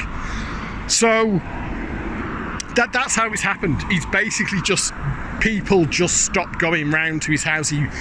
One way or another, nobody was going in there, and the state of it, of what was going in there, became a sort of unknown quantity. I was talking to both my brother and my sister-in-law. They have been, because they knew it was bad in there. They say, look, you don't need to live there. Come on, we can make room for you where we live. You know, you don't have to be in there. We you know, we've got space. We can do something here. And he was like, no, it's fine. No problem where I am. So that's what was going on there. He just refused. He just refused to take help. He refused to believe there was a problem, to the point where he basically just didn't have people coming round to his house. So that's how it ended up like it did. There was an awareness it was not great in there, but I think they were not as cognitive. I mean, bearing in mind, this is a full-grown man, so it's not like, you know, and he's got all these marbles, he's got all these faculties, he's completely there. So it's not like, you know, this is somebody who needed to be cared for or anything like that. That was just how he'd let it go and how he'd let it slide. So I was slightly shocked, I've got to be honest. So where are we? We visited again today. I talked to my dad. Me and my mum stayed in there for a bit together, and we both talked to him. Then I asked my mum for a little bit of quiet time, and I spent a few more minutes talking to him. I filled in the little diary, the critical care diary that they have in there. And the other family members, like I say, there's many family members from both sides of the families have been using up those visitor slots. Our next slot will be, what we're going to do, the afternoon slot will be taken tomorrow. Me and my brother are going to go up there for the evening slot. So that's the next time I'm going to be able to see me dad. 6 o'clock, from about 6 o'clock tomorrow evenings, we'll be able to go up. So we're hoping that there will be good news before then, and we're hoping, of course, for another stable night. That's about it. He's still alive. He's being kept alive by a ventilator, but tentatively the signs are going in what we hope are the right direction. It looks like things are going in the right direction, because obviously what you need to do as soon as possible is get him off mechanical ventilation. That's not where you want to be for too long. I've just been back into Bury. My brother, it's a bit windy. I'm going to turn around because that wind noise is going to be shite. I've been back into Bury. I've been to the Wetherspoons again, and there's a pub called the Robert Peel, which is really nice as well. I didn't film anything last night because my head was just not even remotely in it. It was quite busy in Wetherspoons today as well, so I didn't particularly want to grab my phone in there either. And in the Robert Peel, you know what, I think I can walk down here. In fact, fuck it, I can actually walk down here and get back up the other way, so we'll do that. I don't want the wind blowing into the phone. Went into the Robert Peel. I've been in there last night as well. They've got these, fuck me, they're fancy. I mean, these fuckers must make money, because these must not be cheap things to make. These massive curved touchscreens on them. Taller than me, these cabinets are, by quite some distance. Well, I'm not massively, I'm like 5'11", but these things tower above me. And yeah, they're the usual selection. I say usual, they're not the Blueprint Gabs. They've got a different selection of games on them, but the usual kind of stuff. You've got your Gems game and your Leprechaun game and your fucking Genie's Lamp game and all that shit. I say shit, I mean, that's just the themes, isn't it? That's how they go. So I was doing all right. I was kind of holding my own, and then this one called Juicy Fruits. I will see if there are any screenshots or anything like that. The sensible spot on that seemed to be 50p a go, because on 50p a go, you got these full unlocking reel things, and you also got some. It was a little bump the percentage a bit, and you got the full reels thing. And it's got this, it's a little bit like the fizz on Worms, where you can get a juicy spin. It can do a tease, and then you either get a juicy spin or you don't. It gave me a juicy spin, and then like a full screen of, like, I think the top pane symbols, which was 40 quid, but then it goes into like a bonus respin thing, and that brought in a screen. In fact, it must have been the top pane symbols after that, because they paid 50 quid. That was like 90 quid in the bank. And I already had 27 quid in there, so I was like, that's 117 quid, so I fucking collected that. Somehow, I'm running, I've got it in my head, I'll count up when I get back to the hotel. I think I'm probably about 110, 120 quid up at this point, something like that, which I will take. I'll do a full count. I might be being slightly optimistic there, we'll see.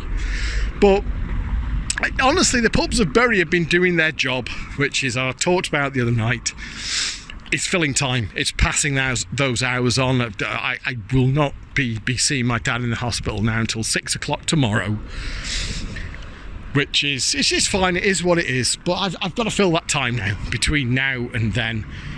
And the hope, of course, is we don't want a phone call. You don't want a phone call at night from critical care. We want to hear nothing from the evening until tomorrow morning when you ring them up and you get the update, how are things overnight. If they ring you, something bad has happened, like happened on the small hours of Monday morning when they said, look, we're gonna have to intubate him, we're gonna have to anaesthetize him, send him unconscious. Do you want to come down now before we do it? They're not the phone calls you want to be getting. So what we want now is really radio silence between now and tomorrow morning.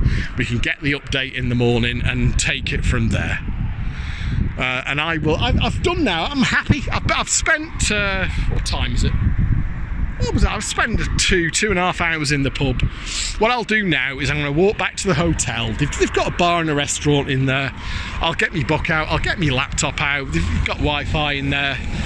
Just tap out WhatsApp messages to family and friends. I'm on that WhatsApp group, of course, with the family for me dad.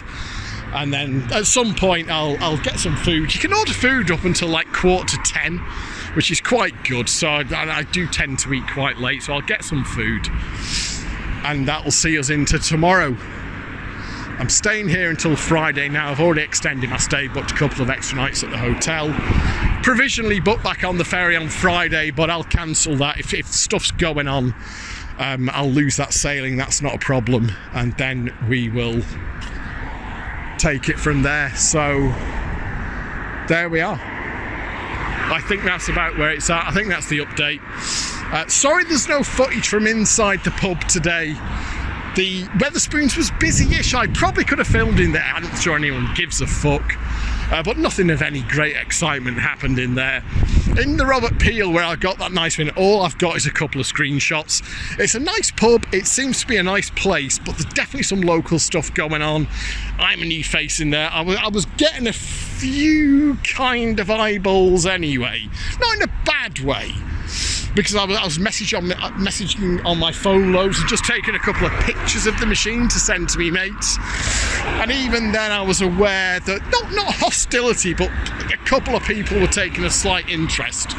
So I thought there is no fucking world where I'm gonna start filming this with a narration. You've got to play the surroundings, haven't you? So sorry there's no footage. I'll do my best with screenshots to make something that to go at the top of my rambling on.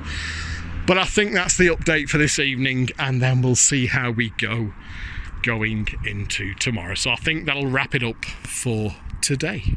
So here we are. We're now on Wednesday the 19th, just coming up to midday. I'm in Manchester. I'm in Manchester city centre. Today is the day where I've just got to sort of pass time on, because we're visiting my dad in the evening visiting slot. So what I did is I bought one of them tickets on the Metrolink, £4.90, which seems very reasonable to me. You can just ride it around as much as you want all day, as long as it's after 9:30. So I just got the Metrolink into Manchester, got off at Piccadilly, had a walk down to Oxford Road, round some of the old areas. The arcade's gone now. There isn't an arcade where there used to be an arcade on Oxford Road. It's a Bookies now. That notorious arcade at Piccadilly Gardens where I got absolutely caned time and time again. That's not an arcade. There's no arcade there now. There's a couple of Bookies down there, but they're in a different location. The city centre seems all right, to be honest. It's in pretty good nick. So I thought, like I said, when I walk around, I've been walking around for 45 minutes or so. What I'm going to do there, that's Victoria Station.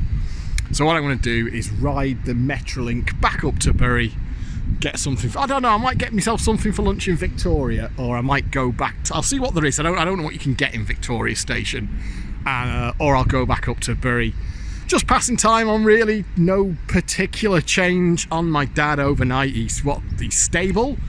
which it's got another thing. It sounds good, but stable on a mechanical ventilator is not necessarily where you want to be, because you want to be getting better enough to get off the ventilator. But there's no real news overnight. We've got an update from the hospital this morning. He had a reasonable night, stable night, no particular change, and that's the thing, we do actually need to see a change. So I'm going to walk back up to Victoria, ride the, I like being on the Metrolink, it is good back though, isn't it? £4.90, like I say, just ride the thing around as much as you want all day. I had half an idea to take it down to Altrincham, because me and Mrs Dexter used to go out in Altrincham sometimes for beers, but I don't know, I'm not sure I'll be bothered with that. So there you go, not much of an update, but there we are. I'll see if I can find something I want to eat in Victoria Station, or go back up to Bury. Right, what I'm going to do is be a real lazy fucker and get a metro to Piccadilly from Victoria Station. It says that the little sign says there's one in 2 minutes, so there's a little digital sign that tells you when the next one is, so there's not long to wait. I'll ride it back up to Piccadilly. They've got a proper food court there, I saw a sign for, so I'd quite fancy a KFC. I don't know if they've got a KFC at Piccadilly, but we'll find out. It says there, see the little digital signs, very good, they tell you when the next tram's coming and where it's going to take you to, so I will be the ultimate lazy fucker and get maximum value out of my all-day Metrolink ticket and ride the Metrolink from Victoria to Piccadilly, which, if you don't know, isn't very far, but let's leverage it, and then I'll grab something to eat there, then go back to Bury, and then I've got to get to Bessie's O' the Barn. My brother's playing in a golf comp today. Obviously that was pre-planned quite some time ago. He's going to play in it, you know, obviously there's a lot of stuff going on, but same as me, we've got to fill time. It's filling the time between those visiting slots and waiting to hear news. So I've been going out for a beer and a little punt on the machines. My brother's been smacking golf balls around on the driving range, and he's playing in his comp today. So, well, that'll be it. There you go, Piccadilly. It's good, isn't it? Oh, it's quite a lot of people on that one. Anyway, I'm going to jump on that. I bet there's loads of people getting off here. I'm going to jump on that and go to Piccadilly, because I'm being a lazy fucker. Stop! Ah, going too far. Right, let's chase the Metrolink. So here we are, folks. It's Thursday the 20th. It's about 20 to 12. We're now officially entering the realms of farce. I've just had my brother on the phone. We was due to go round there today anyway. We were going to go, I've got a fucking, I'm not even kidding, I've got a spotlight, I've got a torch, I've got a mask, I've got wipes, I've got gloves.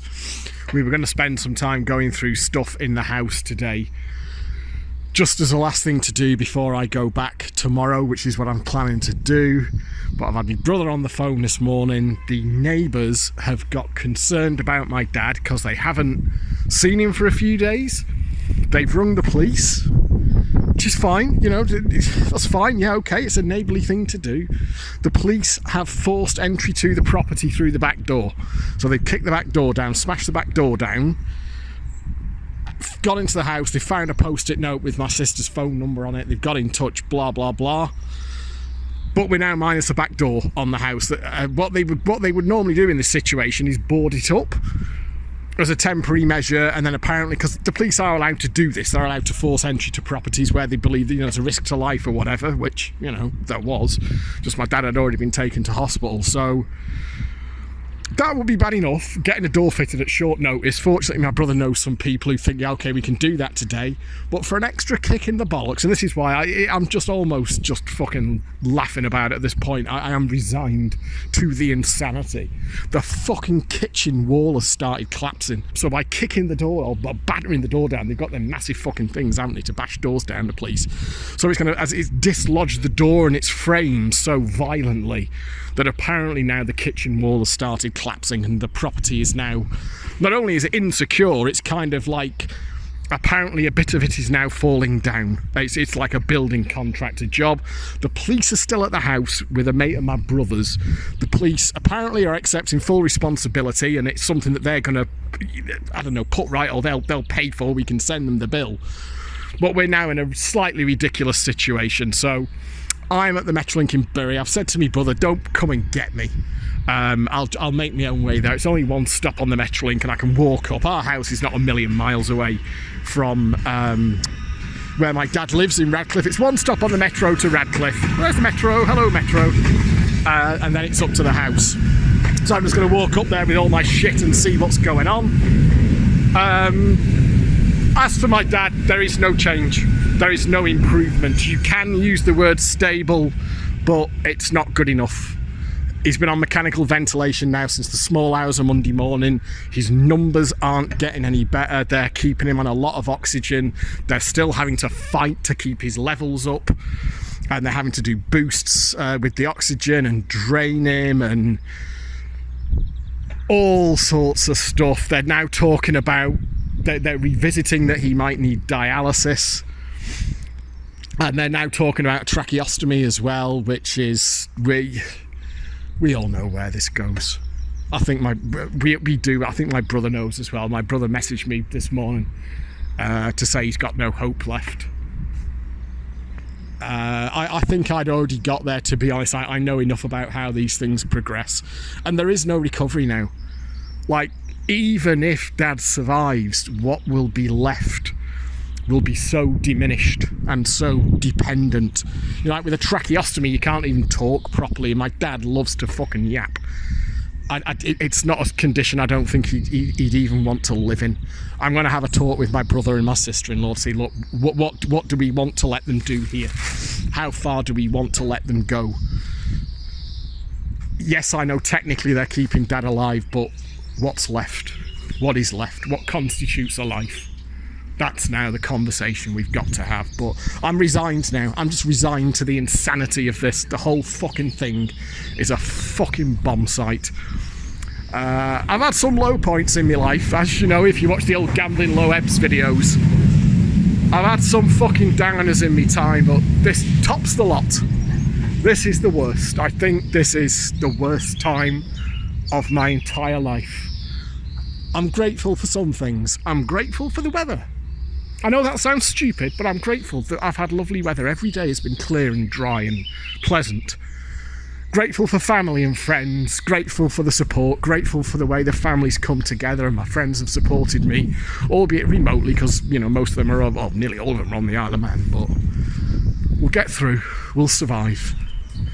It's a miserable fucking crash site of disaster, but we'll get through it. We'll get through to the other side. Now I'm going to go and see what fucking state my dad's house is in. I'm going to miss this metro, you know, if I keep yapping. So here we are. It's not great. You can see here. That's where the police have forced entry. Unfortunately, the doors, my dad actually had the doors done not that long ago. So the front door and the back door are relatively recent. What did you say, Carl? Like 4 or 5 years on? What? The doors? Oh, no, months. Months? Months, yeah. Literally months. So they've... God, you couldn't make it up. So these doors have literally been on for months. So the door was substantially stronger than the wall. So when they forced entry, the whole wall has come... You can see there, it's just split the wall. We've got that going on there. The police have deemed it, for obvious reasons, to now be unsafe. So there's a team coming who apparently can do something with this, because now it's not just a question of boarding it up. They have to take steps now to make this safe. I guess you probably shouldn't stand underneath it. I've rushed water through it, pushed water through it. So that's where we are. We're waiting for that team to come, but you can see what that's done. It's kind of taken out a chunk of the house. So I don't know, plans might change for today now.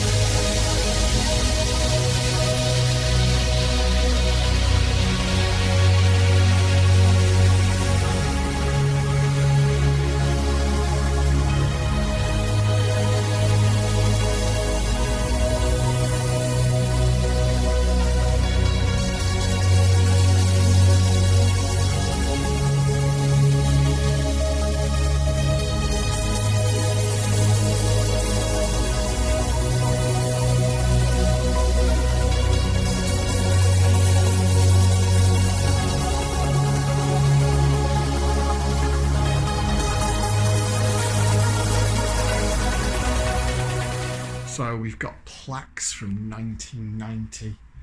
The one thing that has actually been given some prominence still is family photos. And if you have a rummage, I'll just move these.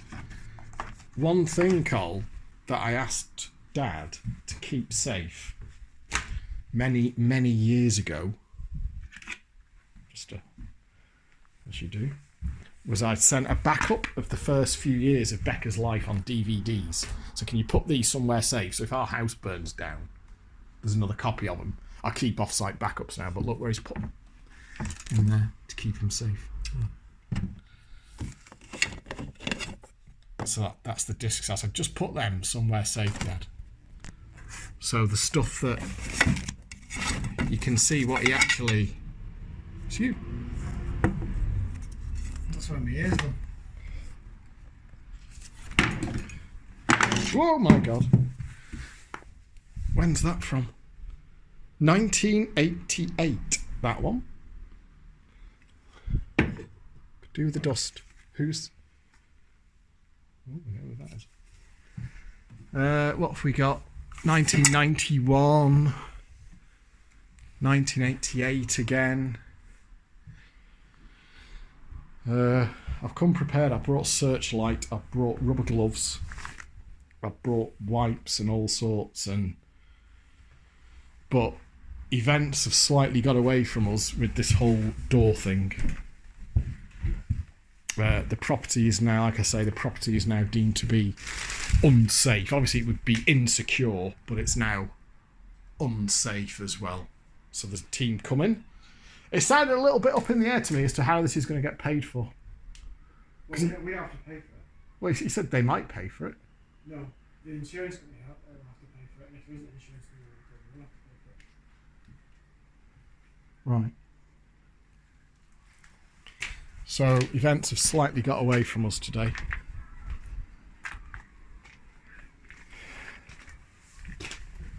And I'll get a taxi. I'll get a taxi to our house. So you can go straight there. Well, why?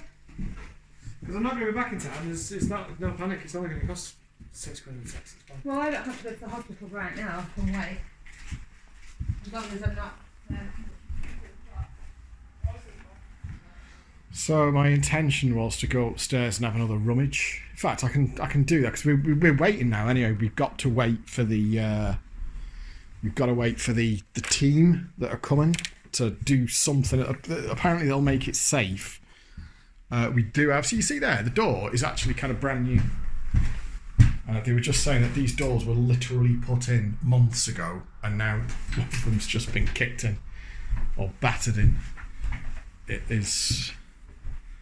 As I said, I have just resigned myself to this just being apocalyptically awful. Everything about it.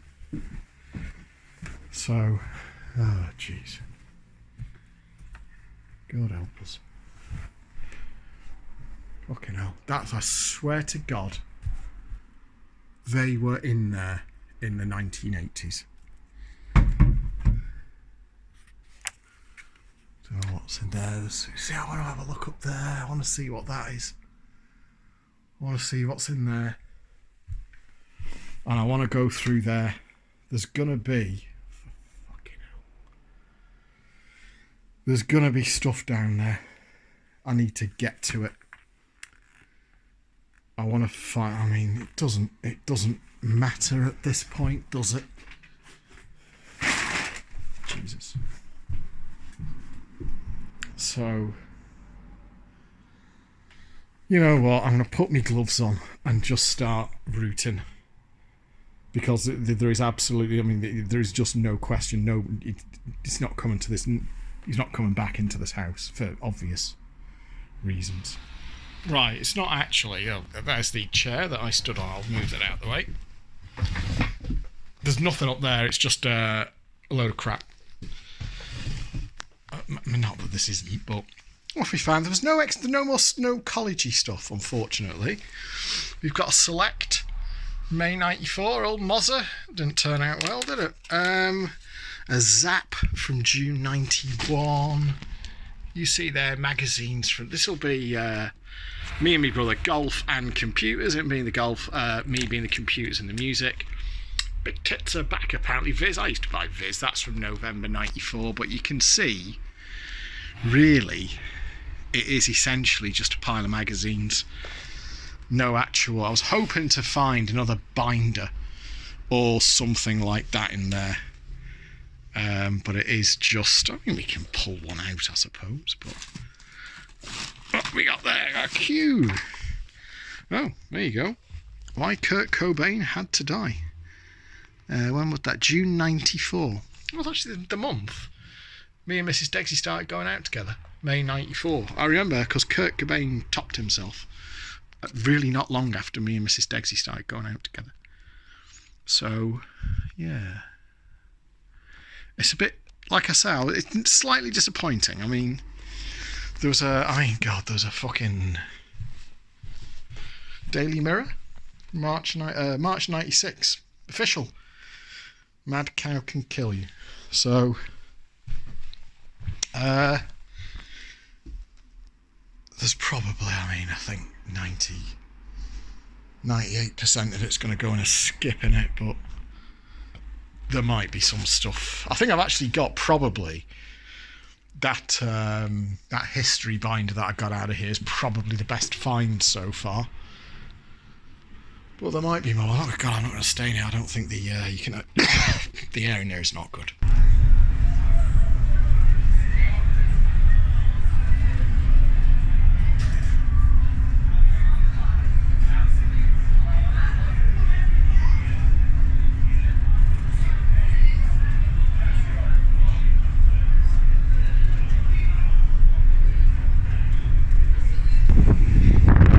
Here we are on our way back to, well, so here I am on my way back to the Isle of Man on the Manannan from Liverpool. It fairly cracks on this boat. I think it was about 30 knots or something. It's pretty quick. It makes the crossing pretty painless, to be honest with it. I'm not going to do this for too long because the wind noise is going to be horrible, but that's the thing with flying. You think, oh well, but the flight's so quick, and yeah, the flight is like 35 minutes, but with all the fucking around you've got to do at the airports now. And I hate airports anyway. I hate security. I hate the way you're treated like a criminal just for being there. I don't like planes. They're cramped and stuffy. I mean, the seat that I've got down here, I knew which seat I wanted when I got on from when the crossing across, so I went straight for it. I've got all the leg room in the world. Got a butty, £4.5p for a tuna and cucumber butter. Noel was not behaving himself today. I tried 20 quid in 3 of the 4 dons. I think none of them were playing ball, none of them were opening the game. It's possible a player's been through here and extracted the value, so I did lose some up there, and I think I lost 40 quid in the pubs last night, but I'm still up. I've actually slightly lost count. I think I'm 30 or 40 quid up on the trip, which really, for the amount of time I have spent stood in front of random games running, 85 to 88%, the fact I'm in profit at all is slightly remarkable, so I will take it. I think it's 30 or 40 quid. I'll do a proper update on everything else that's going on when I'm back, because I think the audio on this is going to be shit. Sorry,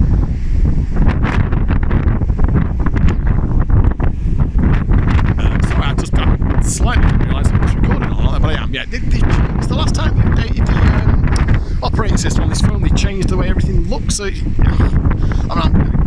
slightly annoying because it just doesn't look the same that it did before, and it puts the little recordy flashy light bit in a different place, whatever. So, not a million miles away from the... Ooh, it's rocking a bit. It's not a million miles from the Isle of Man now. We're charging across the Irish Sea to Douglas. I'll do all the rest of the updates when I'm back on dry land. I'll see what the audio is like on this. I might have to scrap it anyway. The situation with the house is a fucking mess. The quote from my brother's friend, the builder, has come in. It is absolutely absurd. The insurance company will flat out refuse to discuss my dad's policy. He does have house insurance, slightly surprisingly, I've got to say, but they won't discuss it with my brother because they don't know who he is. There's no power of attorney going on here. My dad's still alive, so it's not like we're doing stuff for a dead person. And they've been nice about it. They said, look, we cannot discuss this person's policy with you.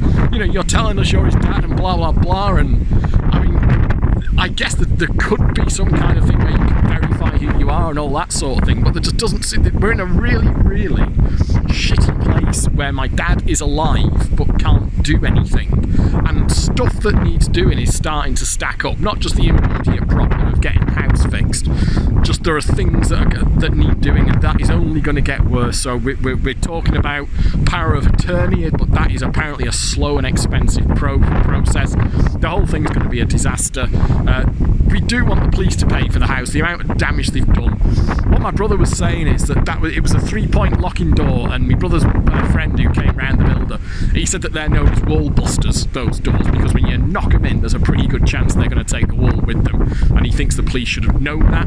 Why they didn't go through a window, I do not know. Literally within like 3 feet of the door were some old crappy single pane windows which they could have gone through and created a massively less damage. And I guess you could say, oh, well, it's dangerous to smash a window or whatever. I mean, I'm sure modern science can construct a way whereby you can safely smash a window and gain entry to a property without there being any risk for the person doing it involved.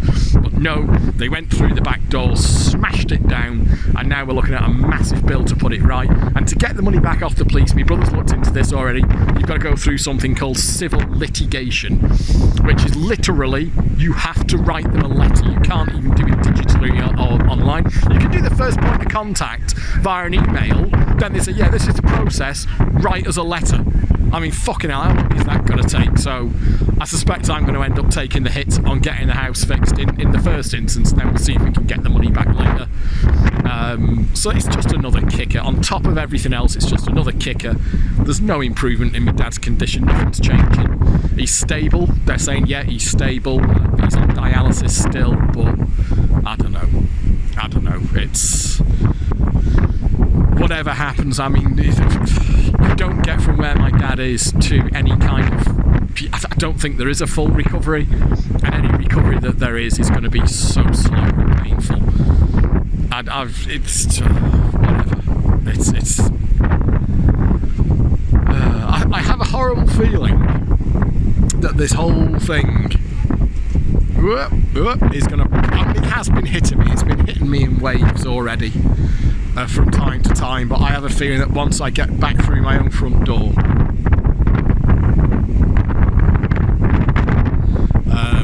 I'm not quite sure what state I'm going to be in, but Mrs. Dexian Jr. will be there. So I'm sorry if the audio on this bit is horrible, but like I said, I just thought I'd get some outside footage. I do like sailing. I just so much prefer sailing to flying. I appreciate that, you know, once you get to a certain distance, it's not really viable to sail, you know, because you need to get there, you know, in less than, you know, like 5 days or something. But for a short hop from the Isle of Man to the UK, you can go to Heysham or Liverpool. I will take sailing every single time, no doubt about it. It's just far, far more pleasant. So there we are. That's where we are currently, back en route to the Isle of Man.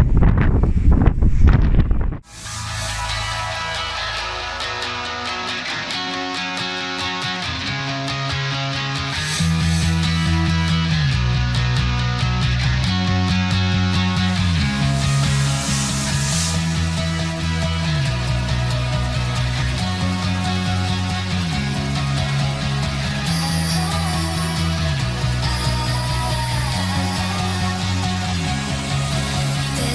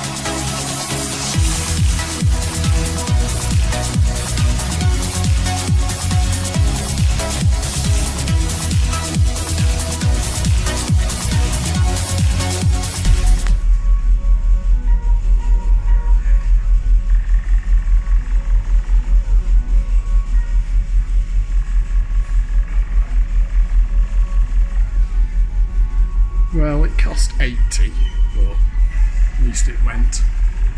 I think you'd be very hard pushed to find a Winsons that was this happy in the pub or an arcade.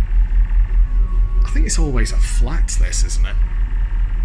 You know, I had a £41 sack stash first board, so I could have been 20 quid up anyway, but whatever. We'll do it this way. At least we've got the mega.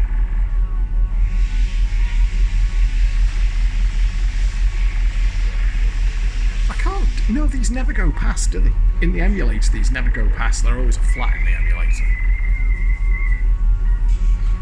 But we'll see. First board, it offered a £41 sack stash, even though the mega wasn't red, so I thought, well, that's gotta be pretty happy. I played this online, the emulator, so...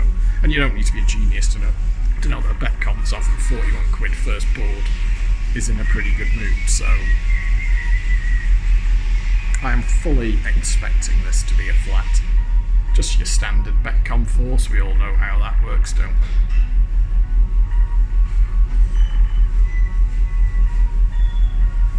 Dragging it out a bit, isn't it? Come on. And what we're going to finish with? Oranges, there we are.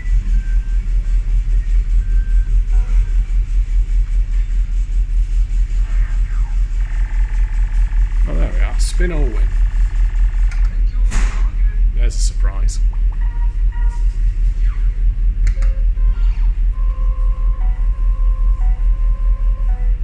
I think we'll collect that.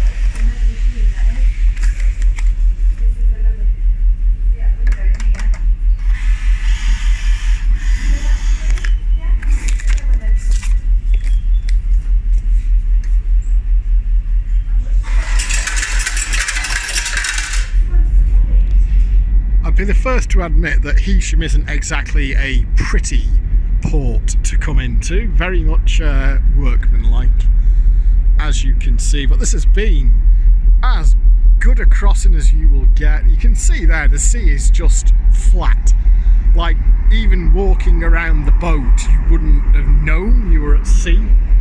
If you it was just like, you know, walking around a large room. There was just no movement at all. We set off a little bit early. That's the thing with boats, I guess they're not as rigid as planes. Once they've got everybody on and they're happy that everything's secure, they just kind of set off. Not the day for you, is it, fella? So, and we're actually here a bit early, probably a bit too early to be honest. I suspect my brother won't be here yet, but... This is a passenger announcement for any passenger requiring the courtesy bus. Can you please come to an information desk? Thank you. So, in the middle of this most horrible of times, I don't know, it's just the little things that, you know, it's just like a horrible, miserable sailing where you're getting tossed all over the place and you get here and it's pissing down and blowing a gale. That just wouldn't be pleasant. So in the grand scheme of things, it doesn't really make any difference, but as a little boost of any description, I'll take it.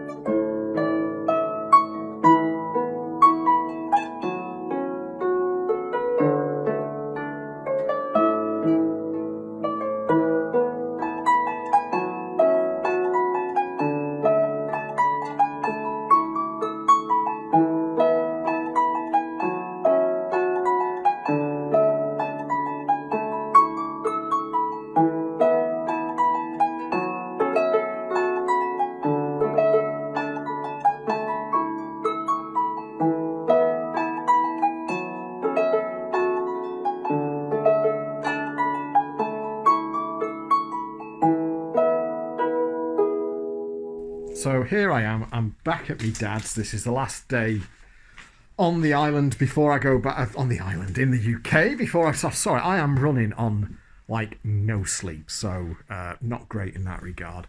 It's the day after my dad died. My dad died in hospital yesterday. We've come back to 94B.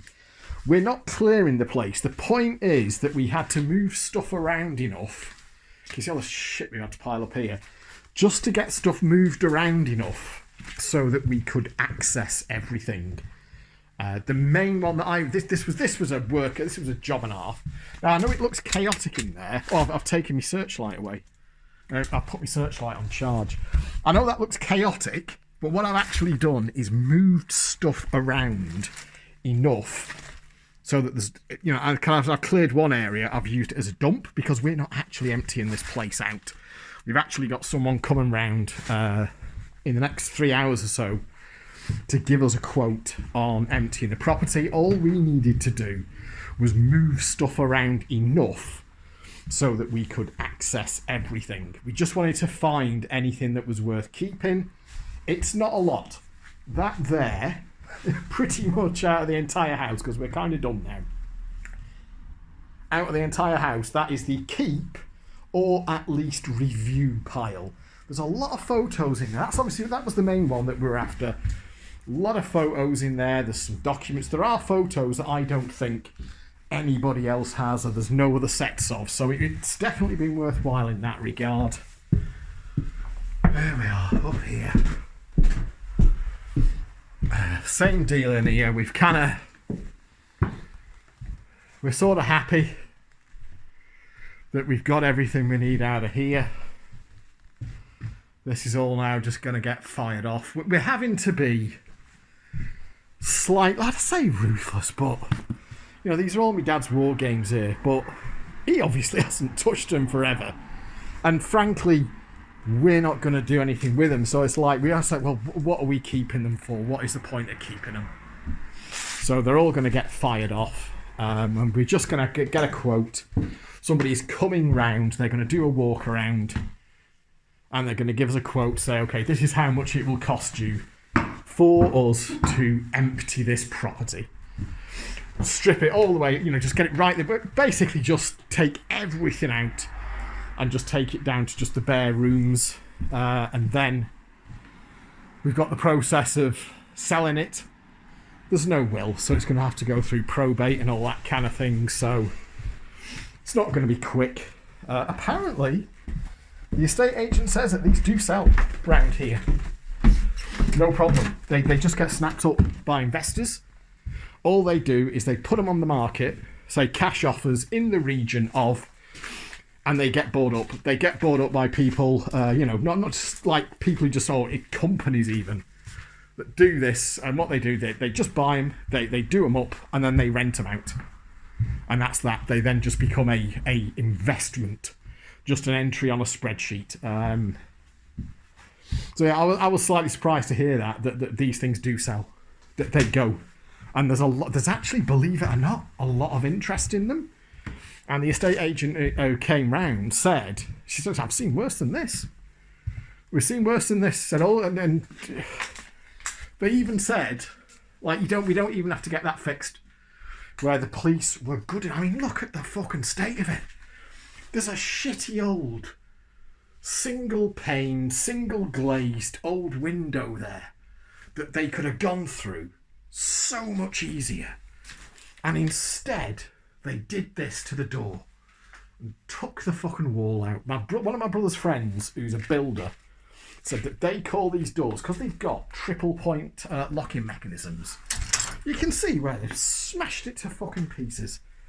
They call them wall busters, because when the police put them in, there's a pretty good chance it's going to take the wall out with it, which is exactly what happened there. So another guy there, that behind that curtain, it's just slightly fallen down. Again, just big old single pane glass windows. And instead of going through one of them, which would have been a trivial task and easy to do safely, quite frankly, instead they did that. But apparently all that will happen is whoever puts the offer in for the property we'll just factor that in. They're going to say, right, that's going to at builders' rates, because of course they'll pay trade rates. It's going to cost us X number of thousands of pounds to fix, and it is thousands of pounds worth of damage. Make no mistake. The police did thousands of pounds worth of damage. So they'll just factor that in. So our offer would have been blah, but we're knocking off £5,000 to fix that. So our offer is now blah. And I think they just do like a sealed bid.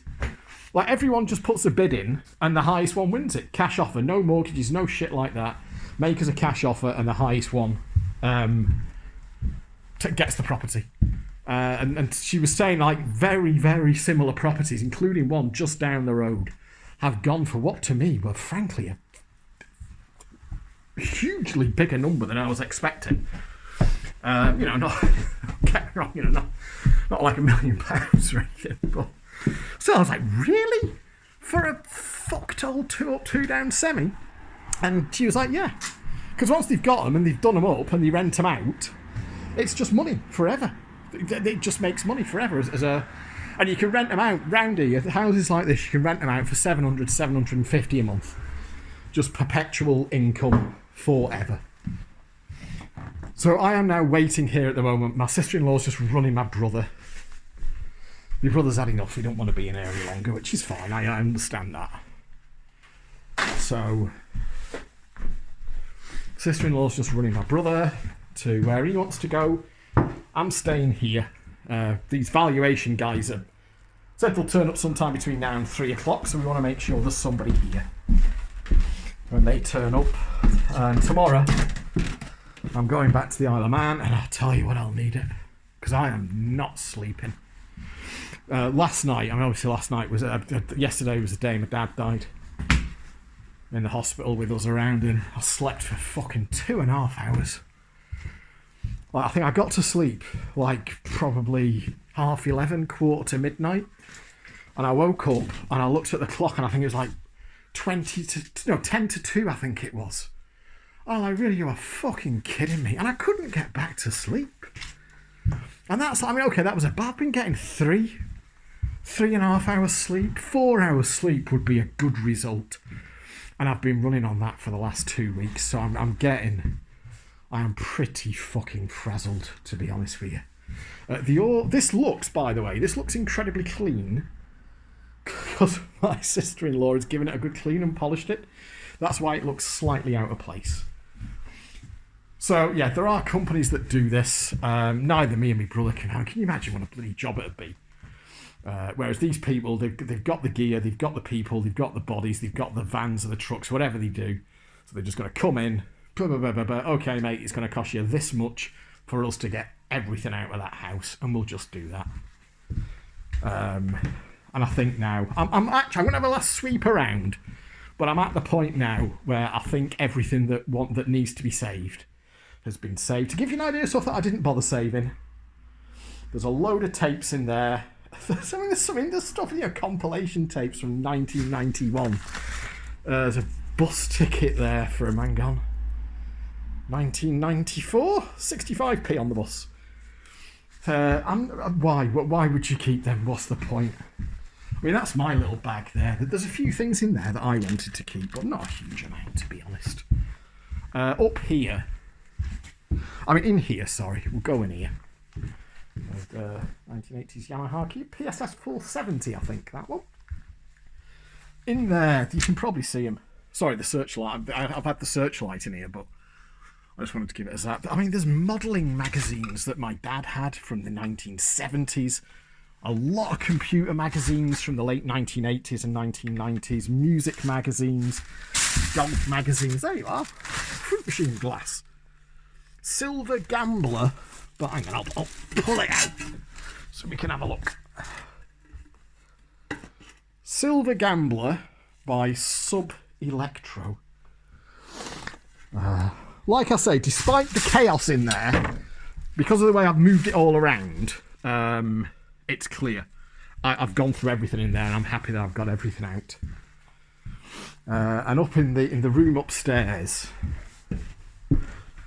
we'll go back up. If you remember, this was the room where I got the history binder. My sister-in-law did ask before. She said, before I start piling all these bags in the corner, is there anything that you want to save? There were tens and tens and tens of computer magazines and shit like that. Music magazines, golf magazines. What are you going to do with them? You know, you think, oh, they're a little historical curiosity, but we'd just be ultimately moving rubbish from one place to another. So me and just fire it, or rather just put it on the condemned list. So we've piled. I've got my gloves. I've got an N95 mask on, and I've got latex gloves on because you kind of need them in here, to be honest. So there you go. That's where we're at. It has been a tough just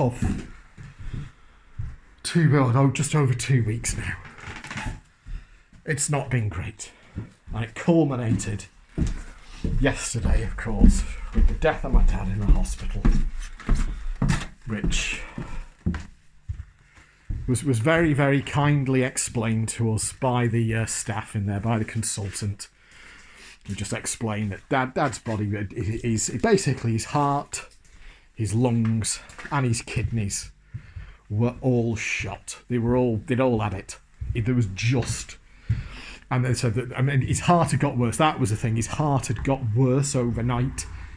And they were saying, like, that even on full, ventilation, tracheostomy, and 100% oxygen, like, the most support they could give him, his oxygen levels were low. So they were like, we are at the point now where there is nothing we can do. The way they put it was, we are not sustaining life. We are prolonging death. So we are going to withdraw treatment. And they said, it's like, you don't even, you don't have to consent to this or give us the nod. It's like, we are making this decision on a medical basis. Several of us have discussed here Jim's situation, and we all agree now that the only viable route is to withdraw support and let him pass. So, fucking hell, what a fucking couple of weeks it's been. So, Jesus, I feel all fucking hell, he's bashing into things around me. I feel all kinds of dinged up, and I think it'll probably all. I think I'm kind of running on survival adrenaline mode still. I suspect when I get back on the Isle of Man, it's all just gonna fucking wallop me in the fucking face. So there we are. That's the last job I wanted to do. I wanted to get through the house here and find the stuff that was worth keeping. And I think we've done that now. So there we go. Back to the Isle of Man tomorrow. And that's the old house cleared. Sifted, not cleared, sifted through. We've preserved the stuff. We've rescued the stuff that we need to. And that is... Well, it's the end of this chapter, but it's not the end of this story, because there's still more to come. We've got the funeral, we've got the probate, we've got the house sale, we've got all the other paperwork and admin and all the rest of it that's associated with a death. But this chapter is coming to a close.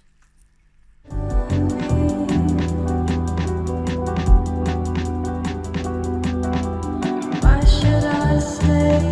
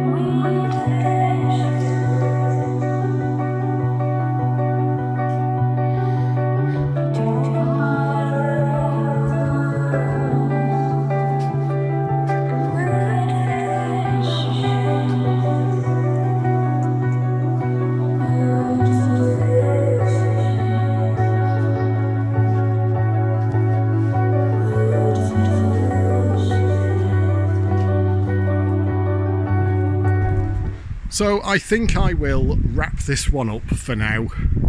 It's obviously not done. This story is not over. As I record this, it's Wednesday the 3rd of May, but I've decided to effectively box off this chapter of it. We don't even have the death certificate yet because the inciting event, the incident, if you will, that led to my dad's death was a fall. The coroners had to get involved, and I think it was with the wrong coroner to start with, so they've moved it to the coroner whose jurisdiction it is. There's a lot of bank holidays going on at the moment as well. We've got the coronation coming up, so possible we won't even get the death certificate this week. And basically, until you get the death certificate, you can't do anything. We can't even get the funeral organised. You know, the funeral director said, well, show us a death certificate and we'll get things going. We don't even have that yet. We need to get a probate solicitor because there was no will. One thing, by the way, that comes out of this, fuck me, get a will. Have a will. All of this would be bad enough. So I'll try and find somewhere sheltered because it's a bit windy today. All of this would be bad enough anyway because my dad's died. But now in the aftermath, we've got to sweep everything up. And it's the same question keeps coming up. Was there a will? Was there a will? No, there wasn't a will. Oh, right, you've got to do this then now. Time and time again. So, for example, I rang up the house insurance company the other day. My brother's had to go back to work. I've been able to take another week off. I rang up the insurance company and basically they wouldn't talk to us whilst my dad was alive, even though he was in a coma. There was nobody else named on the policy. We can't discuss, somebody else's policy with you. Sorry. So I rang them up to say, okay, we've got a claim number, we've got all my dad's details. So I rang up and said, hello, I'm the son. This is the situation. My dad has now passed. What do we do? And the lady, I've got to say, the lady I spoke to, she was very nice. She was very helpful. She knew exactly what the process was, and she was very sympathetic too. I've actually got no complaints in that regard whatsoever. But yeah, she said, is there a will? And I'm like, no. And she's like, right, okay then. Here's what you need to do. So on the insurance company front, we've got to get the probate solicitor, which we don't have yet because we can't get a probate solicitor until we've got a death certificate. But once we do have a probate solicitor, one of the things that the probate solicitor can do is sign a form of indemnity, which the lady from the insurance company emailed to me, where basically me and my brother name ourselves rather. The probate solicitor signs it. We send that back to the insurance company. They do whatever they need to do on their end to make it all sort of verified and checked. And then me and my brother are then authorised to manage the house insurance policy on my dad's behalf. At that point, we can progress the claim. Also, the other thing is we're going to need to renew the house insurance policy because this probate solicitor thing to get all the affairs sorted out. There's the house, obviously, there's my dad's bank accounts and all the rest of it. This probate solicitor process can drag on easy 6 months, no problem. So the house insurance policy, I asked, when does this policy run to? And she said July. So we're going to need to renew the house insurance policy because that house is now going to be sat empty for months and months and months. And it's going to need to be insured. So we're going to have to renew the house insurance. So again, we need authorisation for that as well. So, and it's just that kind of thing. It's all now made far more awkward because there is no will. So me and Mrs. Dexy, that's already on our list. We're going to get a will because having seen the mess that this has left behind now that we've got to wade through, and as bad as the whole thing is anyway, it's made a lot worse by the fact that there is no will. So we've got to do that. So what I'm going to do is, because this isn't finished yet by a while, we haven't, like I say, we don't even have a date for the funeral yet. We're hoping it won't be too long. I mean, obviously, as soon as we get the death certificate, we can get that arranged. So what I'm going to do is box this video off, call it a day on this video and say, okay, that's this chapter of the story.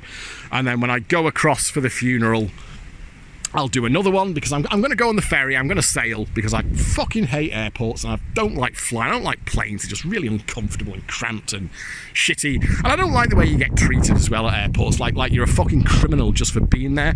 The airport on the Isle of Man at Ronaldsway is not too bad, albeit they've still got to follow all these bloody rules and check this and check that and take that off and all the rest of it. But UK airports, fuck me, I cannot be doing with UK airports. When I went through Manchester Airport after my granddad's funeral, I was had to fucking bite my tongue because I was ready to fucking kick off. And like, that's not going to end well if you kick off at airport security. Absolute little, I remember him, the little fucking jack-booted Gestapo little, give him a fucking Nazi uniform and he'd be happy. So fuck that, I'm not doing it. I'm going to sail, because I like sailing, I like the boat, it's pleasant. So I'm going to sail over for the funeral and do it that way. So there's going to be ferries, there's going to be machines on the ferries, I'm going to stay at a hotel, there's going to be pubs and machines for that. So what I'll do is do a follow-on video for that trip. This one is far too long already. There's a load of stuff that has just been already gone on the cutting room floor, so it's still going to come in well over 2 hours, probably pushing up towards 2.5 hours, but it is what it is. It's been quite a protracted story in that regard, 'cause it's dragged on for a bit. So there you go, I'll call it on this one. But for now, no death certificate, therefore no funeral, therefore no probate solicitor. My dad's house is still smashed to fuck at the back, where the police thought, oh yeah, brand new triple point locking mechanism door, we'll go through that. Fuck that, we're not going to go through one of these really weedy windows here. You know, the damage with them would have been in the hundreds of pounds. Instead, we've got literally thousands of pounds worth of damage. We're still not entirely sure what we're going to do with that, whether or not we kind of need to get it fixed or not. Because it is kind of, I mean, it's holding up. My brother's going back there every day just to check on it, just to check that the house is still boarded up and also that, you know, nothing's collapsed further. But that is a risk. So bearing in mind the length of time that this might all drag on for now, that there's a world where we might just have to get it fixed and then recover the costs later via that civil litigation process and or the insurance company. I don't know how that's all going to play out, and none of it's going to be quick.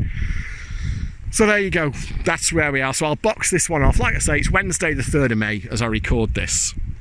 I'll get this video boxed off and done, and then I'll do a follow-on for what is to come next. But that'll be it for this one. So thank you for watching.